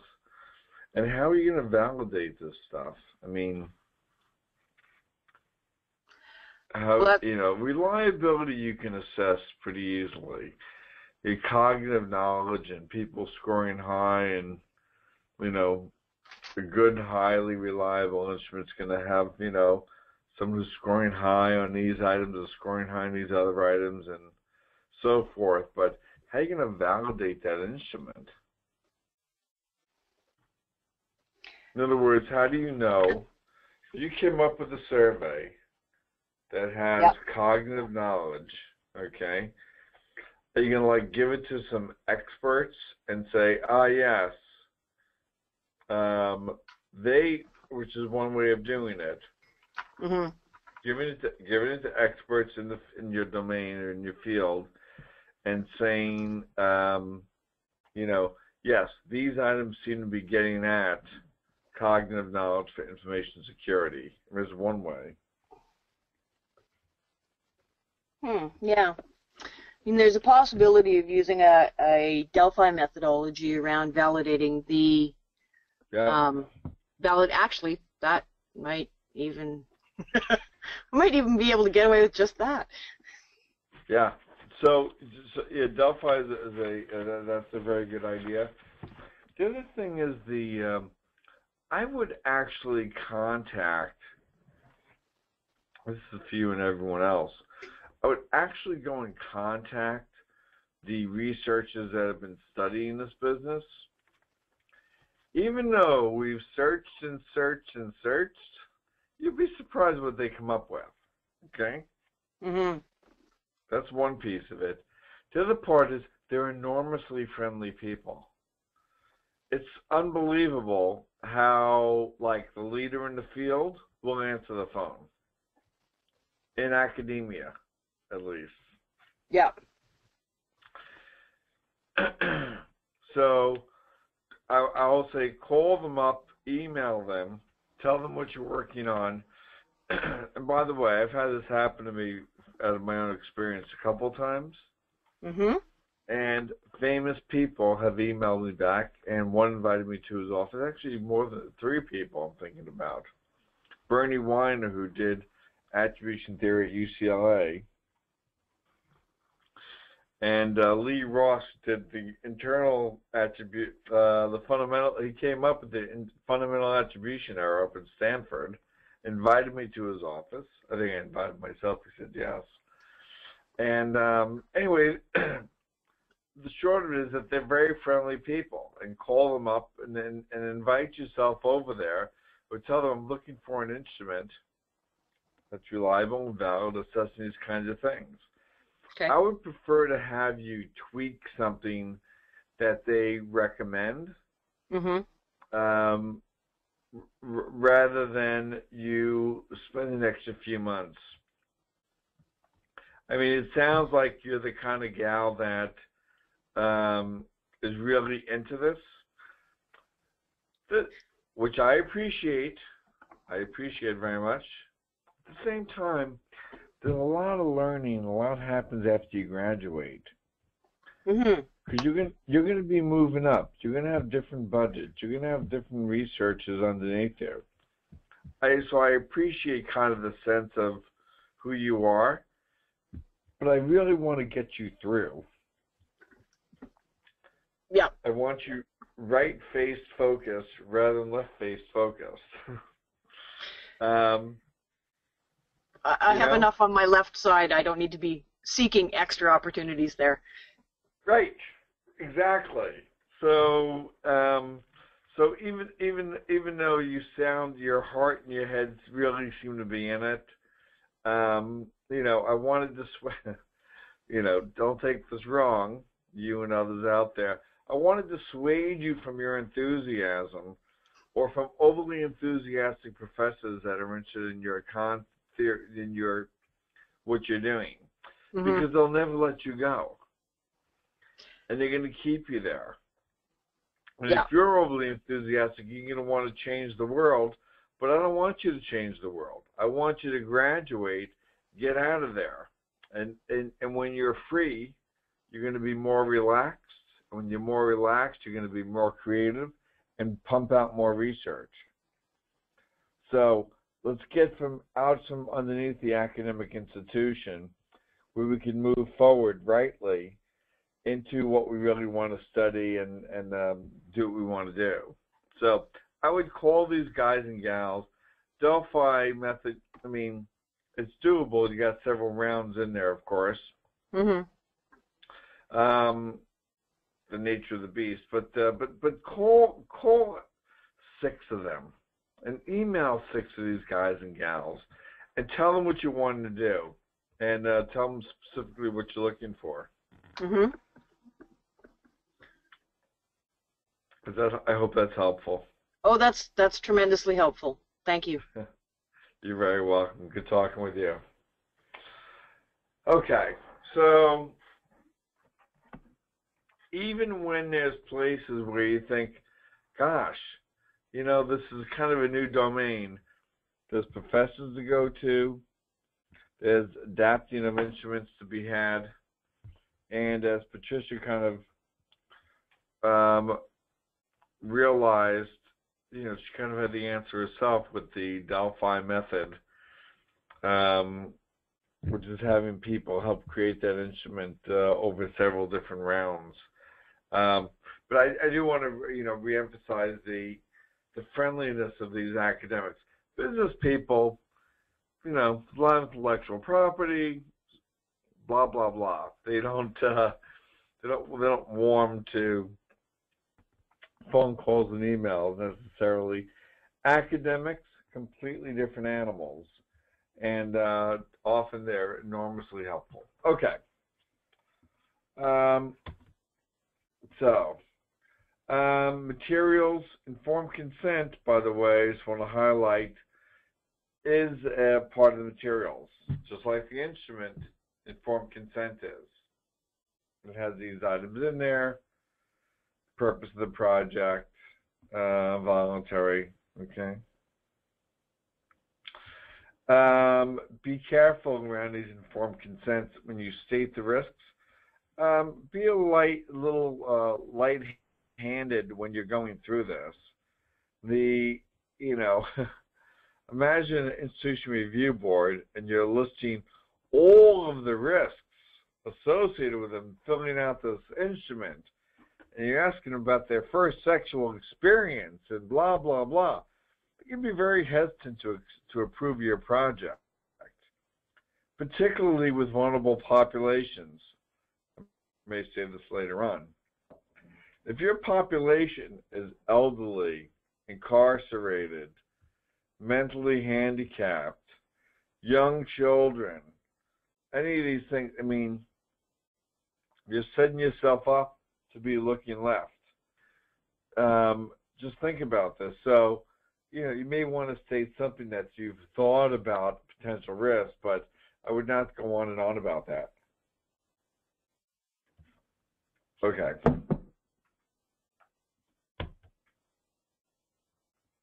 Constructs and variables. There's in the methodology, I mean, there's really differences between what a construct is and a variable, measurable variable that assesses that construct. For example, there can be the construct of social environment. I can measure social environment in 1,000 ways. But the social environment in the family, in this example, could be birth order, okay? I could measure personality in 1,000 ways, okay? But one way I can do that is with a scale that measures, you know, how introverted, extroverted are you? You know, do you prefer to eat lunch by yourself or with a group? What do you prefer to do after 5 o'clock or something of this sort? So, theoretical constructs are kind of this big, amorphous, you know, what are we looking at?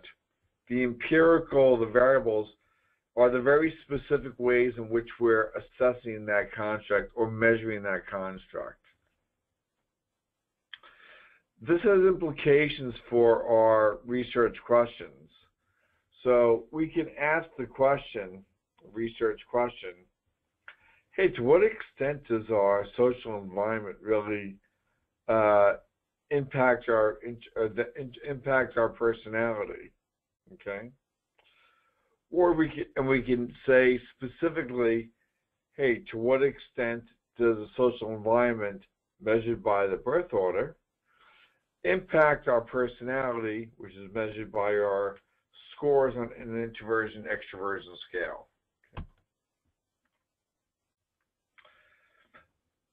Just to reiterate, constructs, invisible things of measuring, personality. There's no part in our brain that says, that's your personality. We can excise that. Or someone could take a scalpel or ice cream scooper and scoop that out. Okay? There's no particular neuron that imagine your personality. Variables are the ways that we're measuring those constructs or measuring those invisible things. The variables need to be really precise. That people that do not, I'll say clients that are not precise about what their variables are, everyone just take your chair and look left, okay? Because what's happening is that the first thing the committee or the institutional review board are going to pick up on. How are they measuring this invisible thing called personality? And they're going to start scratching their head very deeply and saying, how are they going to measure it? Okay? And when they do that, it's going to, first of all, you're going to stop their flow from reading. When you stop their flow, take a look left, because it's going to cost you 2 weeks. It's going to sit in a desk because they're going to sit down and write.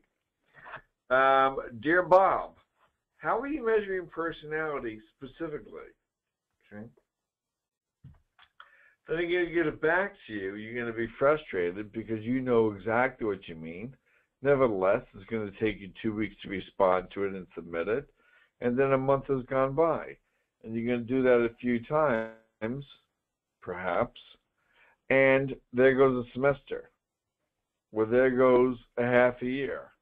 In some person's case, there goes 5 years.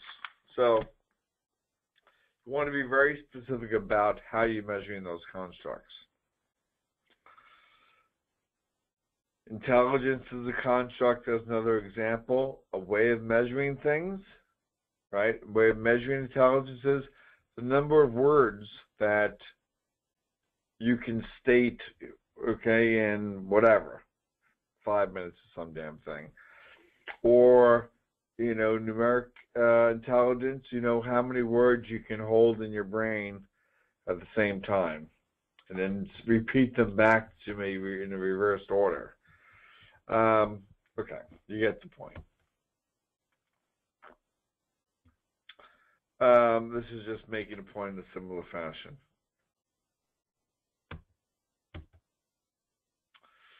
Reliability, validity. We started to get into this with Patricia. Really around the quantitative measures. Qualitative measures, there's a reliability and validity piece. So let's talk about that for a moment. In qualitative studies, what is the reliability of the responses from the semi-structured interviews? Well, you can assess the reliability with a kappa coefficient. It's an inter-rater reliability coefficient. So you can get at reliability even in interviews. There's a validity piece in qualitative interviews. That is, as Patricia and I just kind of talked about, given to a few experts and saying, these are the kind of, this is what I mean by critical infrastructure, transportation. This is what I mean by skills. And give it to someone, preferably an academic who's actually going to get back to you. This is what we mean by that. So there's ways of getting at that validity, reliability piece of it, okay? Quantitative, it has a similar kind of situation where you want things to be both reliable and valid, and this is just a depiction of that, where in the rightmost bullseye board there, we're asking questions that are really hitting the mark, that are accurately reflecting what we're seeking to grab, and they're consistently or reliably doing that.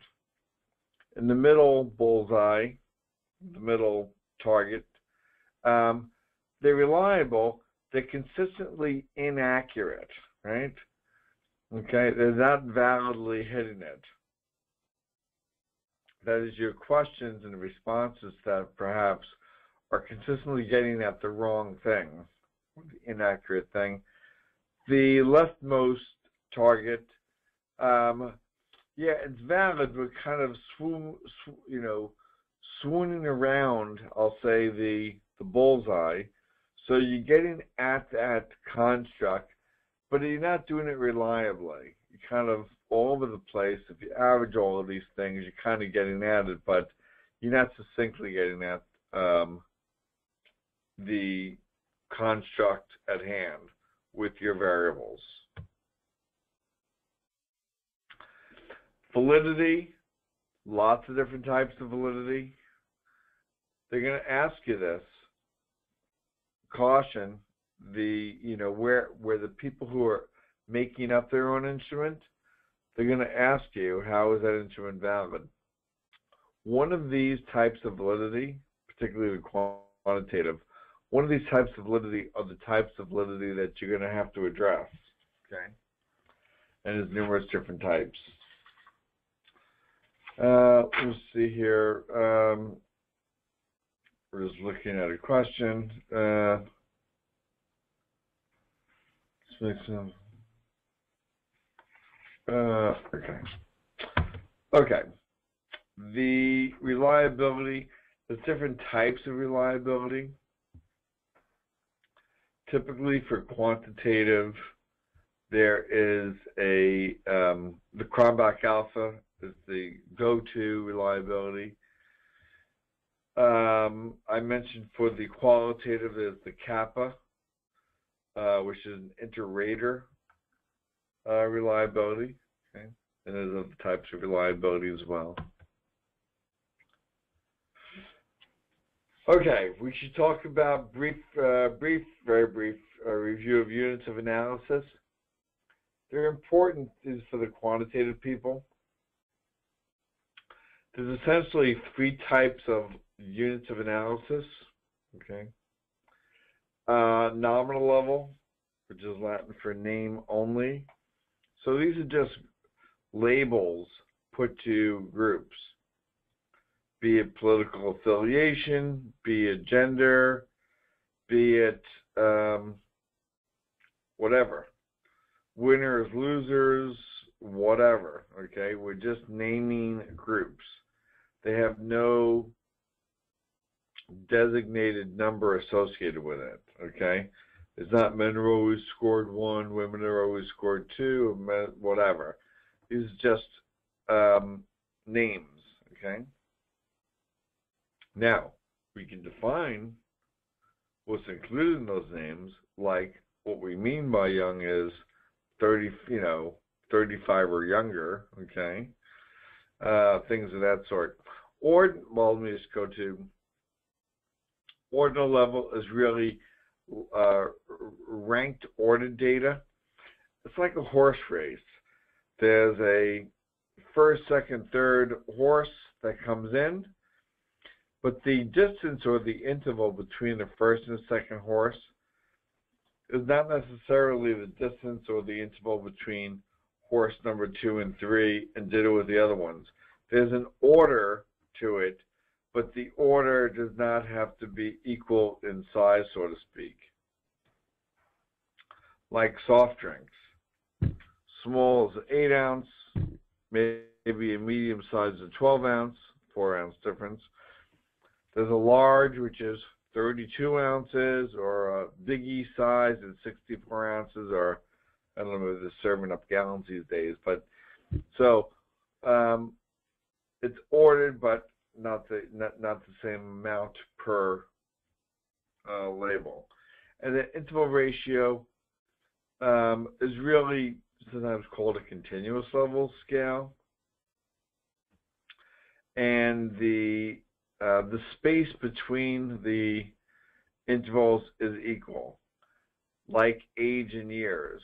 Okay, so the distance between a 1-year-old and a 2-year-old, 365 days, is the same distance or interval between a 2 and a 3-year-old, 365 days.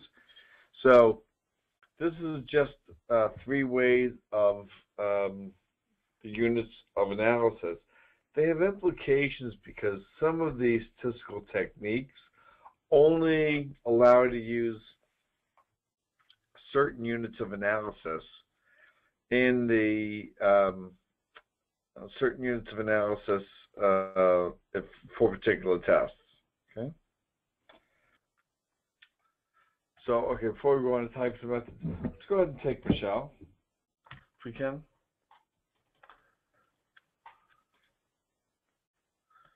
Okay, Michelle, are you there?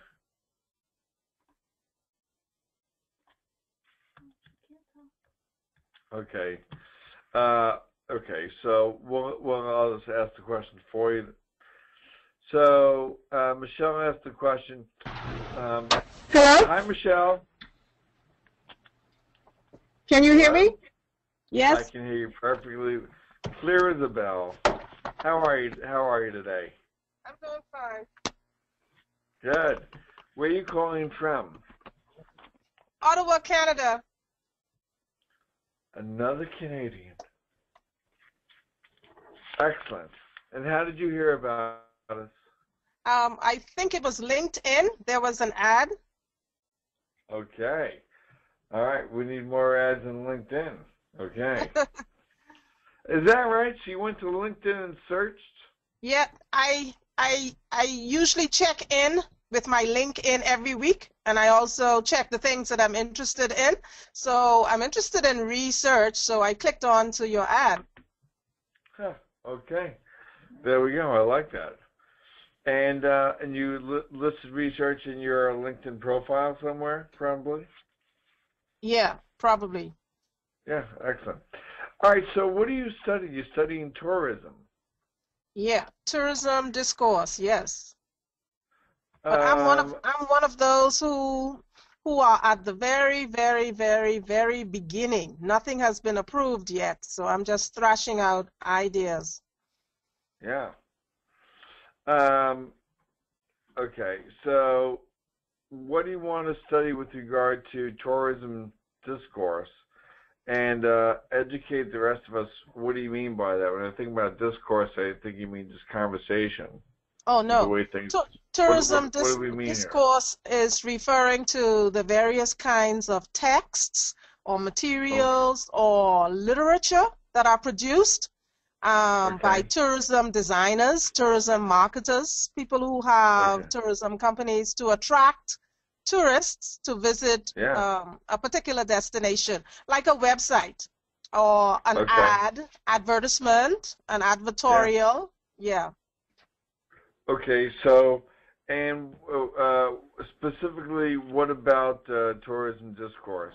I want to study the promotional literature, especially to see how it is produced for the Caribbean nations, focusing on the Bahamas. What the discourse linguistic features are. Okay. What are some of the underlying ideologies present, philosophies, ideas, themes, messages? How do they actually attract tourists in the literature? Okay.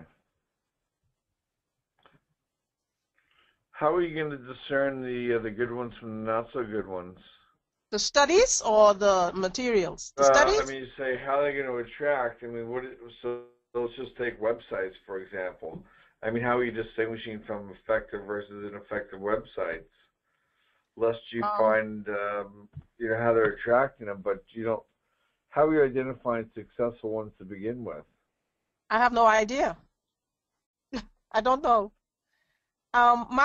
My school wants me to complete a literature review of research studies that have been done on tourism texts, so that I can identify gaps in the literature. So I am enrolled in what they call a discourse project 1, And this is just Okay. to help me thrash out what my topic is going to be and what my research questions will be. So they want me to read and study what has already been done to get a better idea of what I want to do.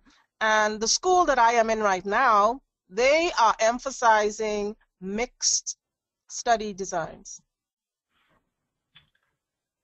Yeah. Well, you know how I feel about that. Yes. Um, I have just discovered a major text, reading tourism text by one of the scholars, major scholars in the field. And so I will see what she has to say, and I will go from there. Yeah. Okay.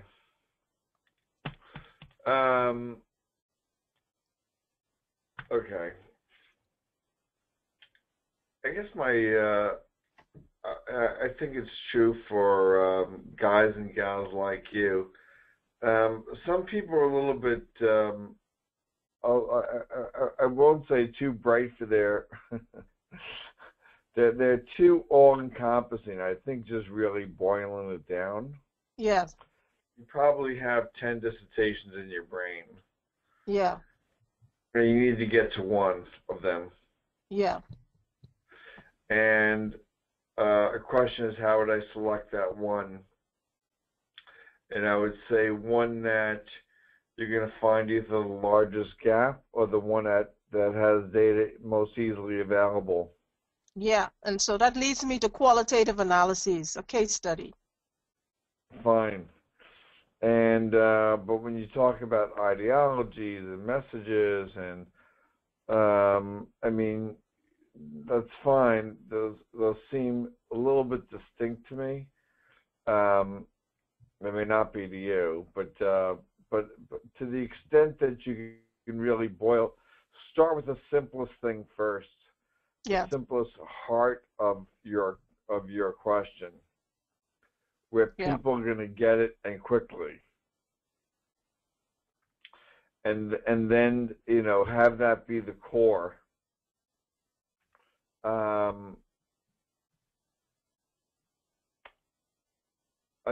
they recommending that you do the like the qualitative as like a phase 1 and the quant as a phase 2 or vice versa? Yeah, it's up to me. Yeah, and yeah, it will have phases. If it's a mixed, yeah, I will have phases. And remember, I'm enrolled in an applied linguistics and a discourse studies program. So it's two major distinct disciplines mixed together, integrated. The study of language on the one hand, and then the study of professional communication on the other hand. So it's a big, I would love that myself. Area. Where is that? This is in Ottawa, Carleton University in Ottawa. Counseling. Yeah, that's fantastic. Carleton. In Carleton, yeah. That's nice.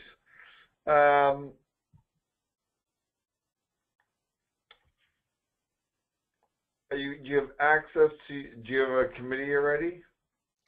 I am forming my committee now. I have 2 guys on board. I need 2 more. Are one of them going to be a chair, or you don't know yet? No, they will be co-chairs. Co-chairs. And do they have other dissertations that they've approved? Yes. Okay. Look to see. Have you pulled any of those yet? Not yet. Pull them. Okay. Get on the same page. Talk about discourse then. You know, what do they mean by gap? What do you mean by gap? And what do they mean by gap? It's the same thing. True.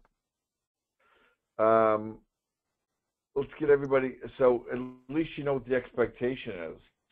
Yes. That's going to help guide you.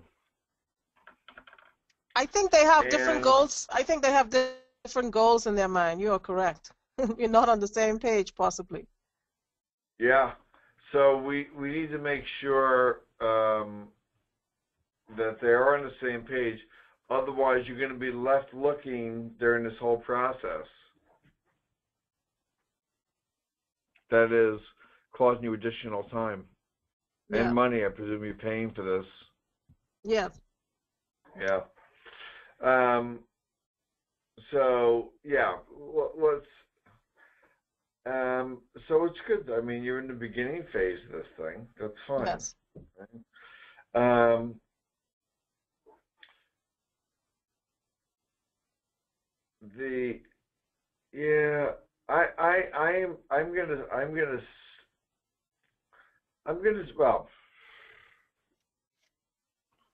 let me just say a couple things here.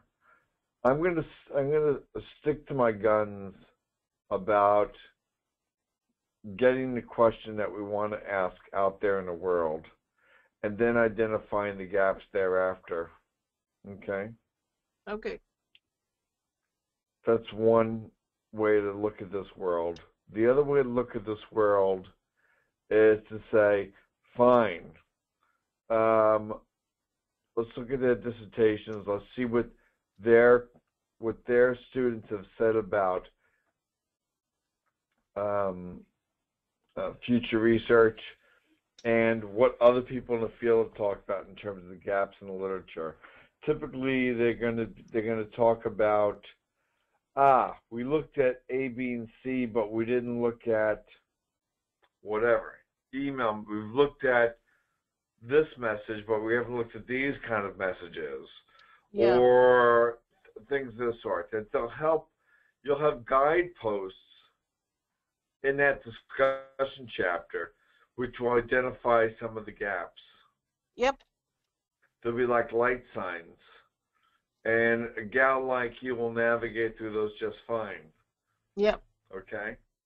I think my supervisors are thinking about career goals instead of just dissertation goals. I just want to get through a dissertation. I'm not looking to be a super professor. I know it. No. Professorship or something like that.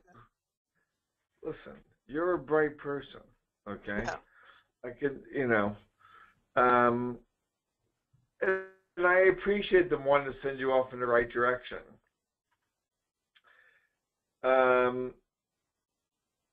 Is it a research-oriented institution? Yes. Yeah. And we have to publish before graduation. We have to publish at least 3 pieces before. So they're really thinking to set us up to be professors, you know? Yep. That's good. Fine. That's fine for those who want to go that way. What do you want to do? Counsel? I want to be an analyst, a writer, publisher, produce teaching materials, analyze government decisions, inform government decisions.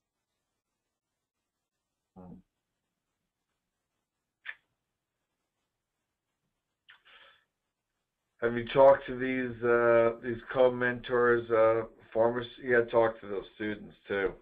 Yes. How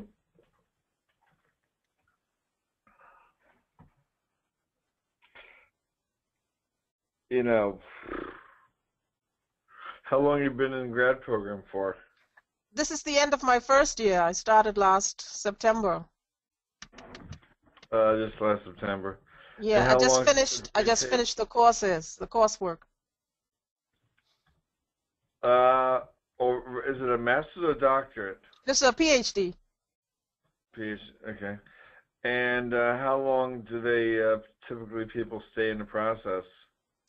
Well, this is a new program. The first cohort started in 2012, and next spring, 2016, we should have our first graduates. So 4 years. That's not so long for a PhD.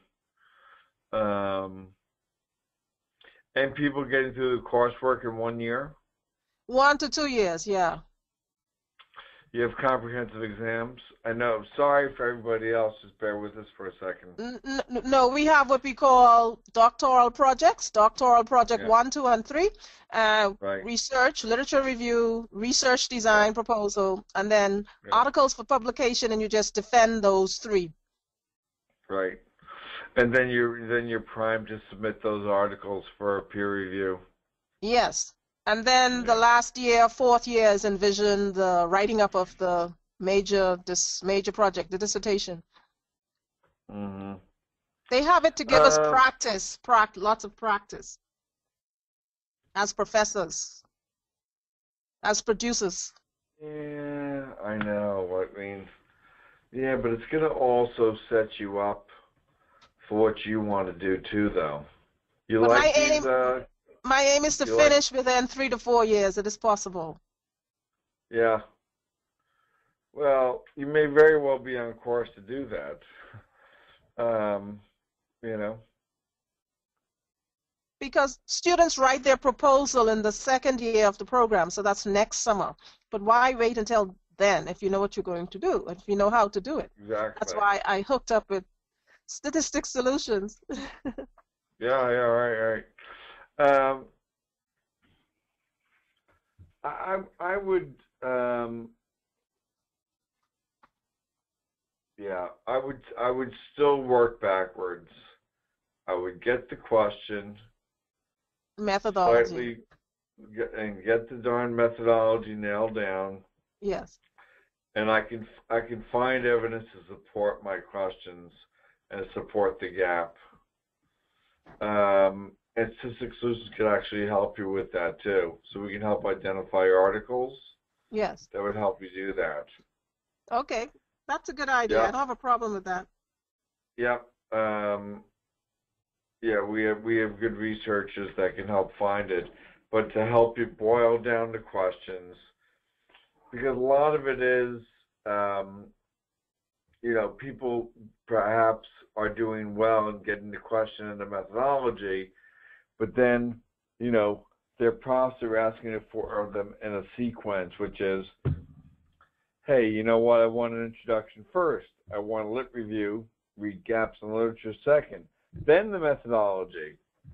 But I'm saying, no, do the methodology. We'll help find those gaps. And because it doesn't have to be, gaps are just it's just too broad. You don't know what you're looking for. Once you have the question in hand and a methodology to assess that question, then being able to find the gaps and laser beam into that is easier. That's true. Yep. Sounds like you're doing great. You're in there a year. You got a couple more. I appreciate you wanting to get out for sure. Yeah. Yeah.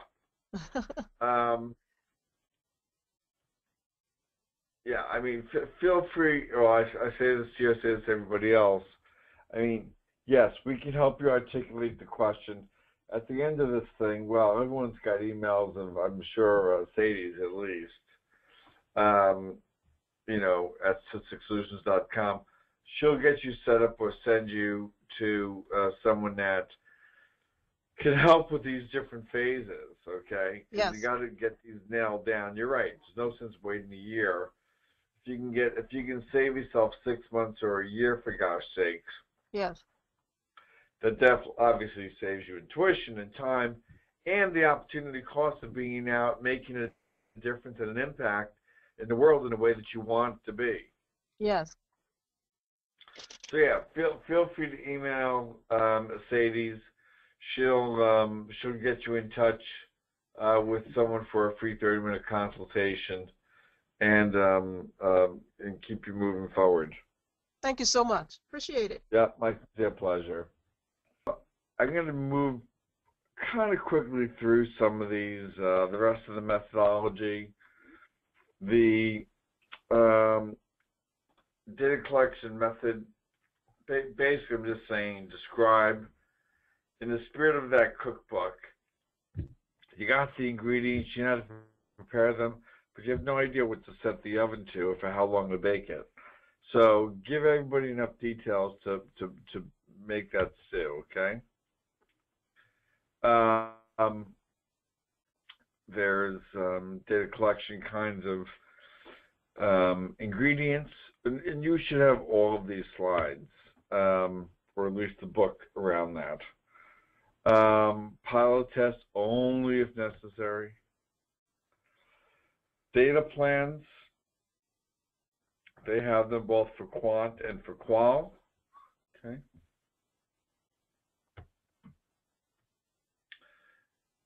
Sample sizes for qualitative. Generally, there's rules of thumb for qualitative. Okay. They want saturation and so forth, and and for quantitative, it's really the sample size is not based on the population size, but rather on level of measurement of the variables and the statistical technique that you're proposing. I describe assumptions, limitations, and limitations. Okay. And there should be ethical considerations with your methodology. Back in the good old days, evidently, back in the early 60s, where they were just, I say that facetiously, I don't want to get any letters, really they were, using young men and saying, well, what's the effect of this LSD on this population and so forth, and without really any ethical considerations around them, much less a generalizability case. Parenthetically, I just read in the Times yesterday that there are people, actually it was in The Economist, that they want to use LSD to see if they can treat depression and some other disorders. But they're going to have to write up a really tight ethical. Someone's going to be looking very closely and scrutinizing the potential benefits of those. So, state the considerations. Okay, so after your proper mindset, after the research questions, which we can get to very quickly, then we have methodology, we have an introduction. Okay. Consider participant recruitment early on. Okay. Introduction, basically have these components. Why should I be studying this topic? Or if your advisor or committee's comment, why should I be reading this thing? Okay? Show why it's important. Show the significance. Hey, it's going to be really important to discover the discourse and the messages in the tourism business, because impact not only the local economy or the Caribbean economy, but also have implications for the rest of the tourism economy that drives X percent of the world economy. Tell them why it's important. All right, give them a reason to want to read more. Okay, explain the procedures. Talk about the key variables. Okay, just in a few pages. Lit review. Okay, literature review is a slight misnomer in the way that we typically think about it. Typically, people think it's just a review of the body of work. However, the lit review is really a place to really, as Michelle and I were getting into the gap in literature. So you really build in an argument, and you really think about your introduction and lit review like the top of a funnel, okay, or the top of an hourglass, where you're starting off very broadly speaking and then narrowing. But each part of that narrowing process is really developing an argument, okay, via gaps in the literature, but focusing. So when you get to the to the bottleneck of that hourglass, you really are getting people to say, this is why they're examining these questions with these participants, using these instruments, and using this approach. So these have to be, you're shaping that argument, okay? Critical thinking matters. Your writing skills matter. If you're a poor writer, hire an editor. We have lots of editors around. There's editors that are good in English. There's editors that are good in terms of building that argument, okay? We have those services, okay? If you have them locally, go get them locally. If you don't find them, call up Mercedes, email Mercedes, and we'll get you to you. Or if you're working with colleagues that are struggling, perhaps, you know, you have a roadblock around one of these types of situations, gap in literature or writing, email her and she'll get you set up for a free demo or free 30-minute consults. Okay. Lit review provides the context, it's logical, builds the argument, okay? When reading articles, there's a searching, reading, organizing, writing process, okay? Obviously, keywords matter, primary sources matter.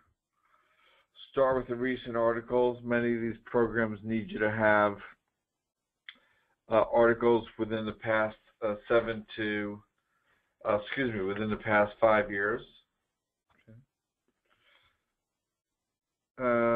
What else do we have here? A good librarian, which we can help with as well, but good librarians are worth their weight in gold that they know how to search stuff. As well as, and who was speaking with earlier, calling these other professors up. I recall back in my day looking for, really seminal articles, not being able to find anything. Talk to a researcher, he had like the article, the perfect article. I'm like, man, I've been searching for that for like, a week, and he had it on his, on his desk. So people in the field and good reference librarians are going to be enormously helpful. Search strategies, you need the right databases, the right terms. If you search particular terms, you may have too few articles, in which case you need to expand, or too many articles, in which case you need to narrow. And the citation chaining business, let's see if I can just jump to that real quick. Citation chaining is really, you found that kind of that middle circle, and citation chaining is, who's really referenced them, who's being referenced in that article, and who's referenced the article that you're currently looking at. So you can citation chain forward or backwards. Reading the articles, a lot of these peer review articles are incredibly dense. So certainly reading the abstract to see if it's worth reading and the introduction. A few of the topic sentences, there's a lot to be had in terms of the methodology and results. So you can get through them pretty quickly. And then skim the discussion section, and if it's of interest, then read the whole article. But some of these are incredibly dense, as I say, and I just remember in grad school having to reread the articles to really get one was to get my head around it, two was to kind of have some understanding around it, and the third time was really to find the beauty of their methodology.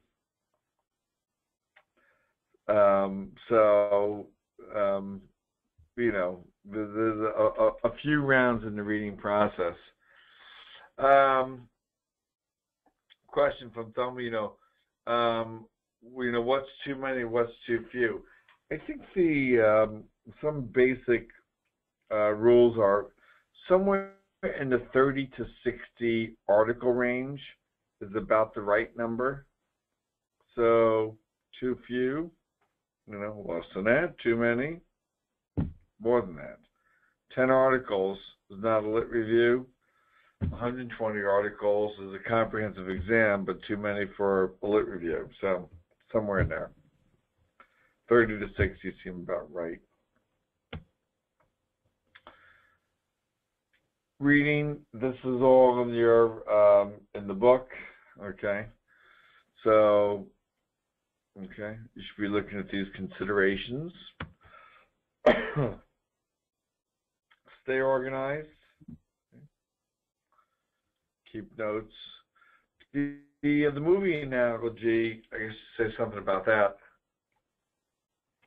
What I was attempting to describe here is that some of the articles may well have general ideas around, to use Patricia's kind of example, around critical infrastructure, maybe a long shot, I'll say a long shot within the movie analogy, or critical, cognitive knowledge or critical skills overall. What do you mean by these things? Some of them are medium, which are, hey, we're talking about cognitive skills involved with critical infrastructure. And then there's some, really close-up shots, which are, hey, you know what, we're talking about critical infrastructure and cognitive skills, in the transportation or information security domain. So, and then we find in a little deviation from that to really kind of get to it. So you can start categorizing or bucketing your articles in this fashion. Organize your search is a few different ideas. Writing, you don't have to write everything that you read. Don't quote to death, although I bulleted to death a little bit here. Apologies for that. Subheadings are often helpful in the process.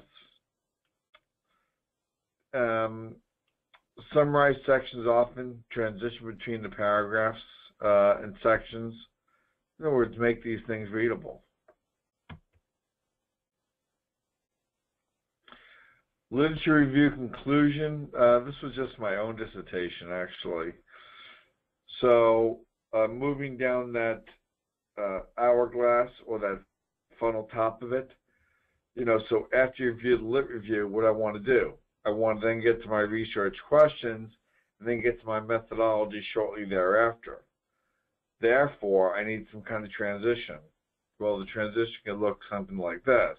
Hey, several questions were stimulated by these findings. Here are some limitations of that study. I also wondered about this. Okay? Given these questions and limitations, I now present my study. Okay? So get a nice transition going in between your lit review, the gaps that you've highlighted in that lit review, and then get to your questions at hand. So again, you're building that argument as you go through this.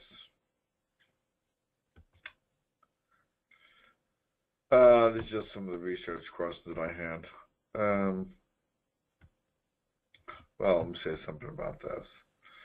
So qualitative research questions, Moustakis, I guess, is the main guy who was doing phenomenological qualitative research. Grounded theory, you can obviously look at Morris, you guys all know this. How has the process helped or hindered? Hypotheses, I gave an example earlier of how hypotheses can be morphed from research questions. Okay, let's get to results. So, when you're doing quantitative results, certainly cleaning the data is enormously helpful up front. You want to conduct descriptive stats first. It's just going to make sure that you don't have major errors in there, and that before you start analyzing the data with data entry errors, for example, or with missing data, that is, that you don't have to go and reconduct it again, that you have the right data in there. So conduct descriptive stats. Basically, analysis is pretty lockstep. You have assumptions to look at, nail down your analyses one at a time, you're going to interpret them, and then tables and figures that actually help convey that is what you need. And then some summary. So if the reader wants to get to the summary of what you've found, they can just look at the summary of that. Clean data. Okay. Descriptive stats. It's a good check to see. Trust me, it's worth its weight in gold. It took me years to learn the lesson, you know, and every time I didn't heed the lesson, I wound up conducting the analyses, writing them up, only to find something weird later on and having to go back and reconduct them. So descriptive stats is a worthwhile process. As an example of descriptive stats of a write-up, I think it's going to move in a little bit quicker. So I'd repeat the null hypothesis to investigate it, and this is all written up as well. What kind of analysis and assumptions? The result of the ANOVA of variable 2 is not significant. Resolved through an APA format. By the way, our software, proprietary software, does all of this pretty quickly. In fact, we move people through the quantitative analysis typically within an hour or two, believe it or not. So for a pretty reasonable price, you can contact Sadie's. We'll move you on to the right individual. Okay. And let me keep moving on here. This is just describing it in a different way of what I just mentioned, but it should create, you know, a comprehensive picture where everything kind of makes sense. Clean data leads to describing that clean data. Describing the clean data leads to conducting analyses on the right data. Right data allows you to give findings that are meaningful. Okay. Oops. Clean data. You can look at that. By the way, our software does certainly does multiple imputation and assesses for outliers and all this business in moments. More descriptive stats. We'll delete the slide for next time. Okay. This is just an example of a chi-square write-up. Okay. That you should just, you know, after identifying the analyses that you want to conduct, you should talk about the assumptions of it and then write it up appropriately. Pearson correlation. Okay, these are just particular types of analyses that we're doing here. We don't need to get into all of these at the moment. Again, Statistics Solutions Pro is a right-facing program. It's dirt cheap too, by the way. It's $300 for individuals and $600 for the statistician for an hour. So it's pretty affordable. Anyway, just different analyses. We talked about earlier that there's different kinds of questions. There's difference questions and prediction questions. This is the prediction question part. Okay. But I'm not going to get into the specifics here.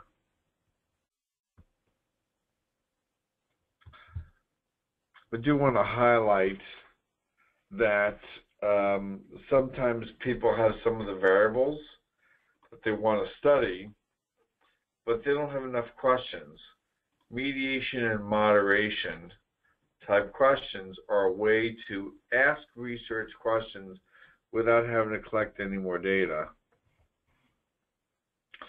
For example, I think this will, so for example, if you're getting, if your main question is creativity, really that arrow should go the other way.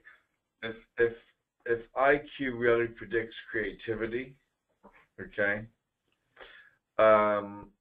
you may well be collecting data on education as well. So let me just, so let's just say you collected descriptive stats like education. You assess their IQ with like a, you know,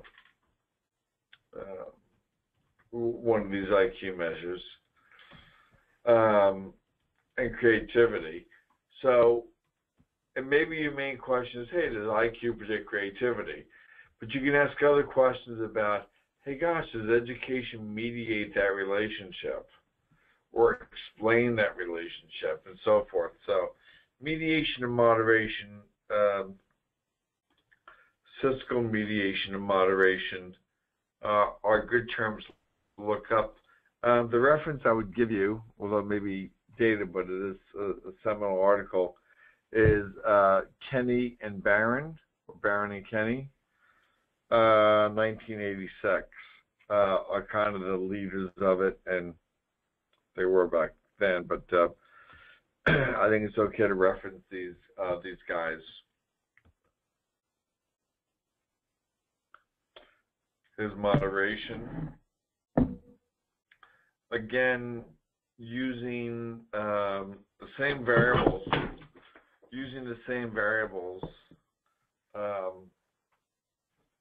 that you get asked a new question. Okay. All right.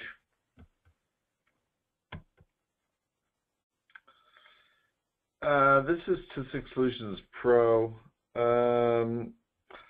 I think I'm just going to pass through this. Okay.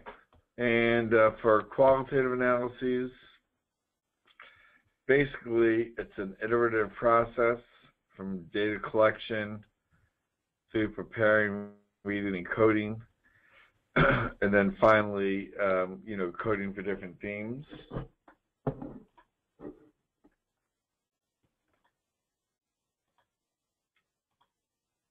I'm going to kind of get into this a little bit. How that data is collected, how you have to transcribe it, obviously. Okay. If you're not the primary person that collects the data, you know, all of these software packages, they don't really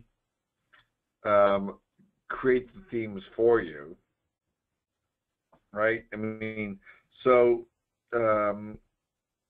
well, I'll say something about them. So, in lots of these cases, particularly for dissertations, the truth is you can probably just read them and code them. If I'm going to read them, and take notes on them, you know, I'm looking for themes as I go through them. So, okay. Case studies. People do case studies.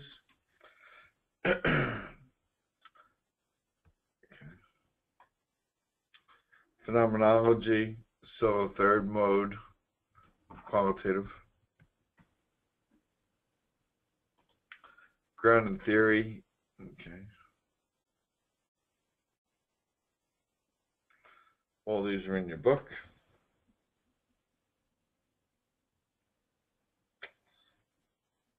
Okay. Obviously, there's different modes of data collection. Okay.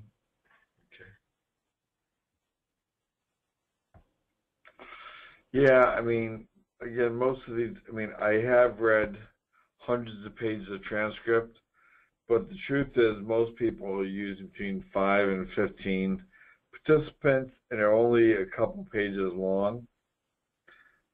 Print them out, line number these things, print them out, describe your process and your methodology, as well as implementing that process once you get to it in the results chapter. By the way, if you ship out your quant or qual data, make sure you have copies of things.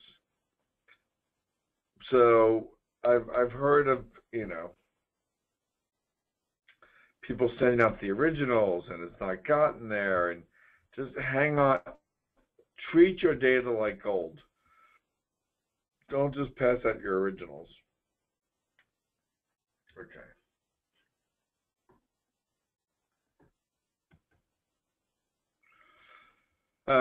They're going to ask you to store somewhere in the institution review board. Where's your data going to be stored? Well, it's going to be a locked filing cabinet, blah, blah, blah. So you get the good thing is that if you look at previous dissertations, you're going to have a lot of the stuff that everyone has approved, okay, previously. So look at those things just to save you some time in your process. Okay. Transcribing data. Should hire transcriptionists. You can find them locally, or say these. We have them here. If you're using software, and Vivo or these other ones, they're all fine. They're particularly good if you're looking for several themes together, or just to help organize things. It's a helpful process.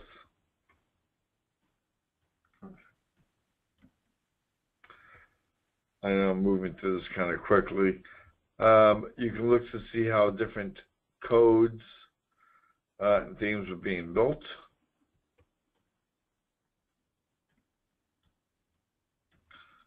There's interrelating themes.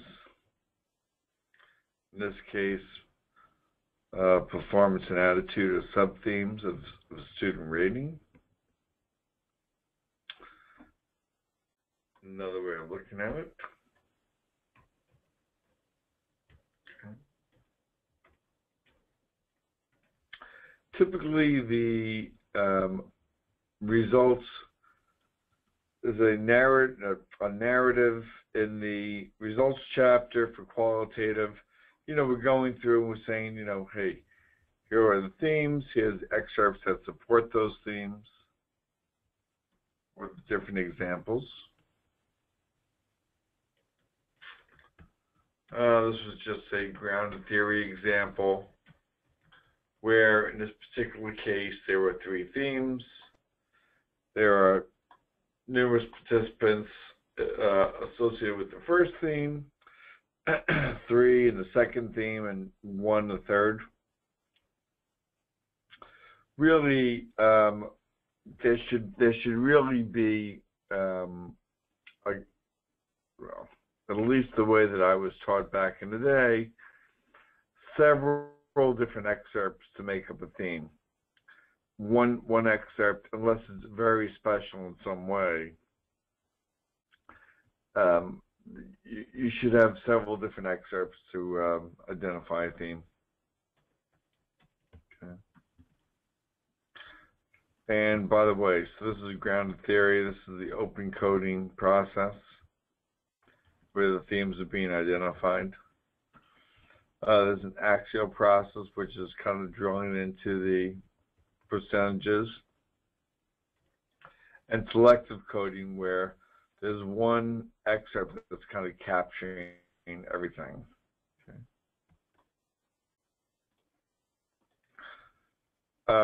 Guba and Lincoln, you should look at the criteria for trustworthiness.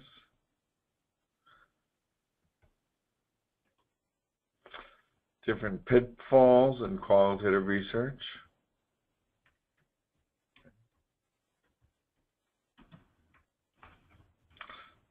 Don't get too hung up on these pitfalls, though. I mean, you know, not achieving saturation. You know, keep things in context. This is a dissertation, and you know, you're not a multi-million-dollar funded researcher with nothing but time, money, and energy. So just keep things in perspective. Okay, discussion chapter. Obviously, introduce the chapter. Maybe just grab a question along the way here. So, Renee, okay, let's just, well, let me do this before we get to Renee, okay? Let me just get to the discussion chapter part of it, and then I'll get to some of the questions here, okay? So, discussion, we want to introduce the chapter, reiterate the results with clear support and non-support, talk about limitations, the implications for theory and research, okay, and conclusions. Everyone should be have the toolbox. Is that correct? So in that toolbox, we've laid out a dissertation that has all these different sections in it, with all of these kind of, hey, here are the subsections within each of the chapters. So you should look, you know, pretty carefully at that. And APA editing, hire an editor. I mean, do the best you can with it, but hire an editor. That's fine.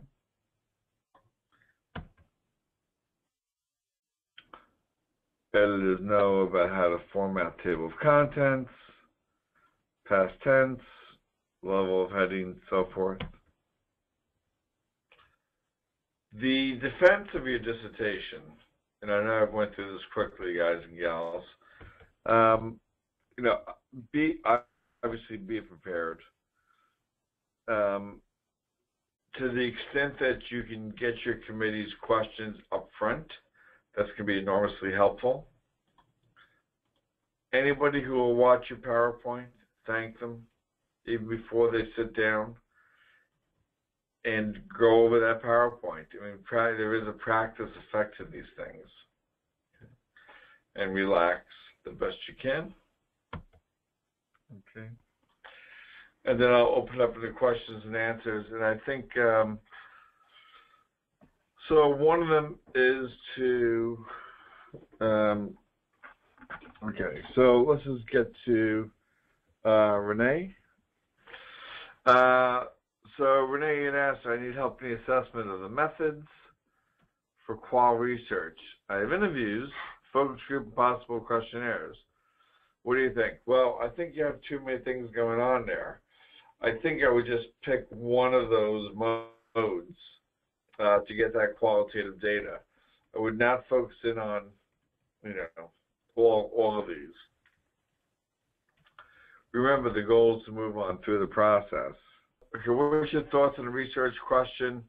So you get specific research questions. To what extent does real-world communication and decision-making skills and activities engage students who are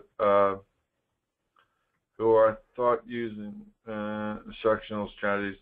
I'm not quite sure. We can't get you on the phone here, but all I would say is about when you talk about communication, decision-making skills, that's really a construct. And I guess my quick question back to you would be, how are you measuring decision-making skills? And what do you mean by, you know, engaging students? Like, how is that measured? So the first thing I want to do with research questions are, you know, kind of boil down by what do you mean by these things, and get to the variables that are assessing it above and beyond the constructs themselves. Okay.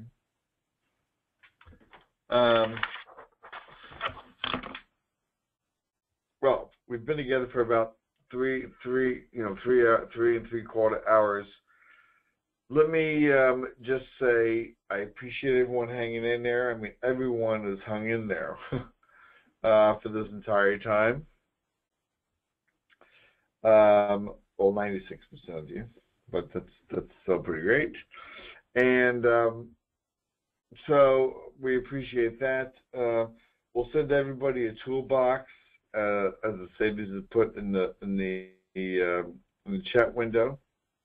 Emails will go out next week once we return. Lee says, what 2 to 3 tools are the most important tools to complete the process in 12 months? Well, I think for sure we are the tool. I mean, going back to where we began, we're the goose, taking care of that goose. So making sure that we're sharp in what we're doing, reaching out for resources, be it services like us, being different faculty around the country in your area, be it your advisor, particularly their dissertations that they've approved already. Those are the starts of the tools. That's going to help you a lot, and it's going to really shine a light on potential stumbling blocks, help you get over when you can't find that critical article. You're going to get support finding that critical article. So those are a couple of them. So in Nicholas's case, they're not allowed to get questions up front to use a PowerPoint and suggestions on how to prep the scenario play beforehand. I'm presuming that you're referring to the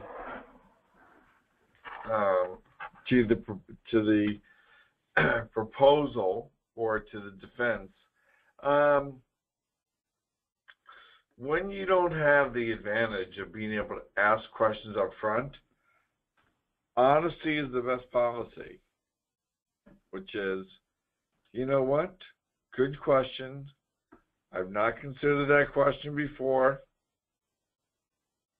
And, and I'll find out the answer. So if you don't know you prep the best you can, but the truth is, if we don't know the answer, we don't know the answer. Be upfront about that. Don't try to hide from it. Just say, well, I don't know. People appreciate other people's sincerity much more than them trying to hide from it or trying to know all things. So I'd rather have someone who's just upfront about that. So if you don't know something, just state it and take it from there. Back to a question from Bob. Please suggest an approach I can use to get church members, males and females between 1885, to participate in my dissertation on perceived beliefs and actual behaviors of prejudice within members of the church. Well, boy, it's difficult to have people, or maybe church-going people, talk about the prejudices about anything, much less the prejudice of other members of the church. I mean, that's a tough nut to crack there, Bob. An important one. So I wonder if there's other ways of getting at that. That is, getting church members who are not at that church or in a different venue, maybe when they're having, coffee and cake or something like that, or when they're out shopping, doing something else. Screening lots of people, and some of those screening questions are you a member of a church? And then be able to ask about their perceived beliefs and actual behaviors around prejudice. So look for a different window in which to enter, okay? So it doesn't have to be directly go to church, sit outside, after they've just listened for an hour about being a good whatever, okay, and then talking about having them assess their prejudices. So that might be a little bit of a challenge. But there's probably other, they hang out in other venues, right?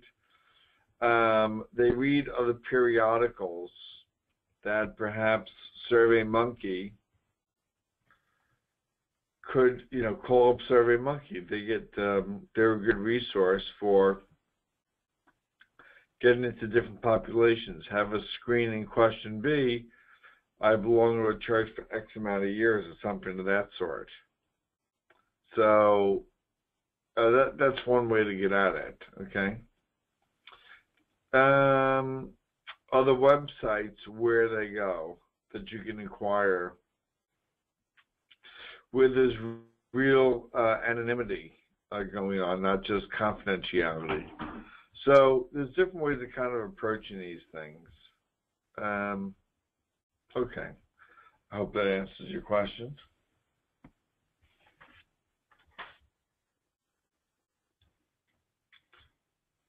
We'll take a couple more questions here.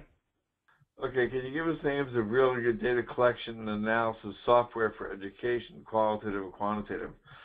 Well, Statistics Solutions Pro for the quantitative, for sure. Hands down winner. I mean, I'm just not saying that because I'm, own the company. The software, really came out of years and years of helping people with their quantitative analysis. So Statistics Solutions Pro, and the Sadie's sent you a link to that. So check it out for yourself. The qualitative, honestly, I would just read it, get things transcribed, read through them, thematize it, right then and there. We've, my dissertation happened to be a mixed method dissertation, and so I understand sitting at my kitchen table for a year with 5 colleagues. So it was, but I don't think the software would have helped. I mean, I think some things are just kind of a brute force method. Our software definitely will give you a lattice work for the quantitative in a very short time frame. So let me just kind of wrap up and say, really appreciate everybody hanging in there. Statistics Solutions, we're dedicated to moving you through the process. We're a right-faced company, which means that not only do we hold the integrity, but we really want to mentor you and hold your hand through the process. The consultation is absolutely free. Mercedes will give you the phone number to write in, as well as the email.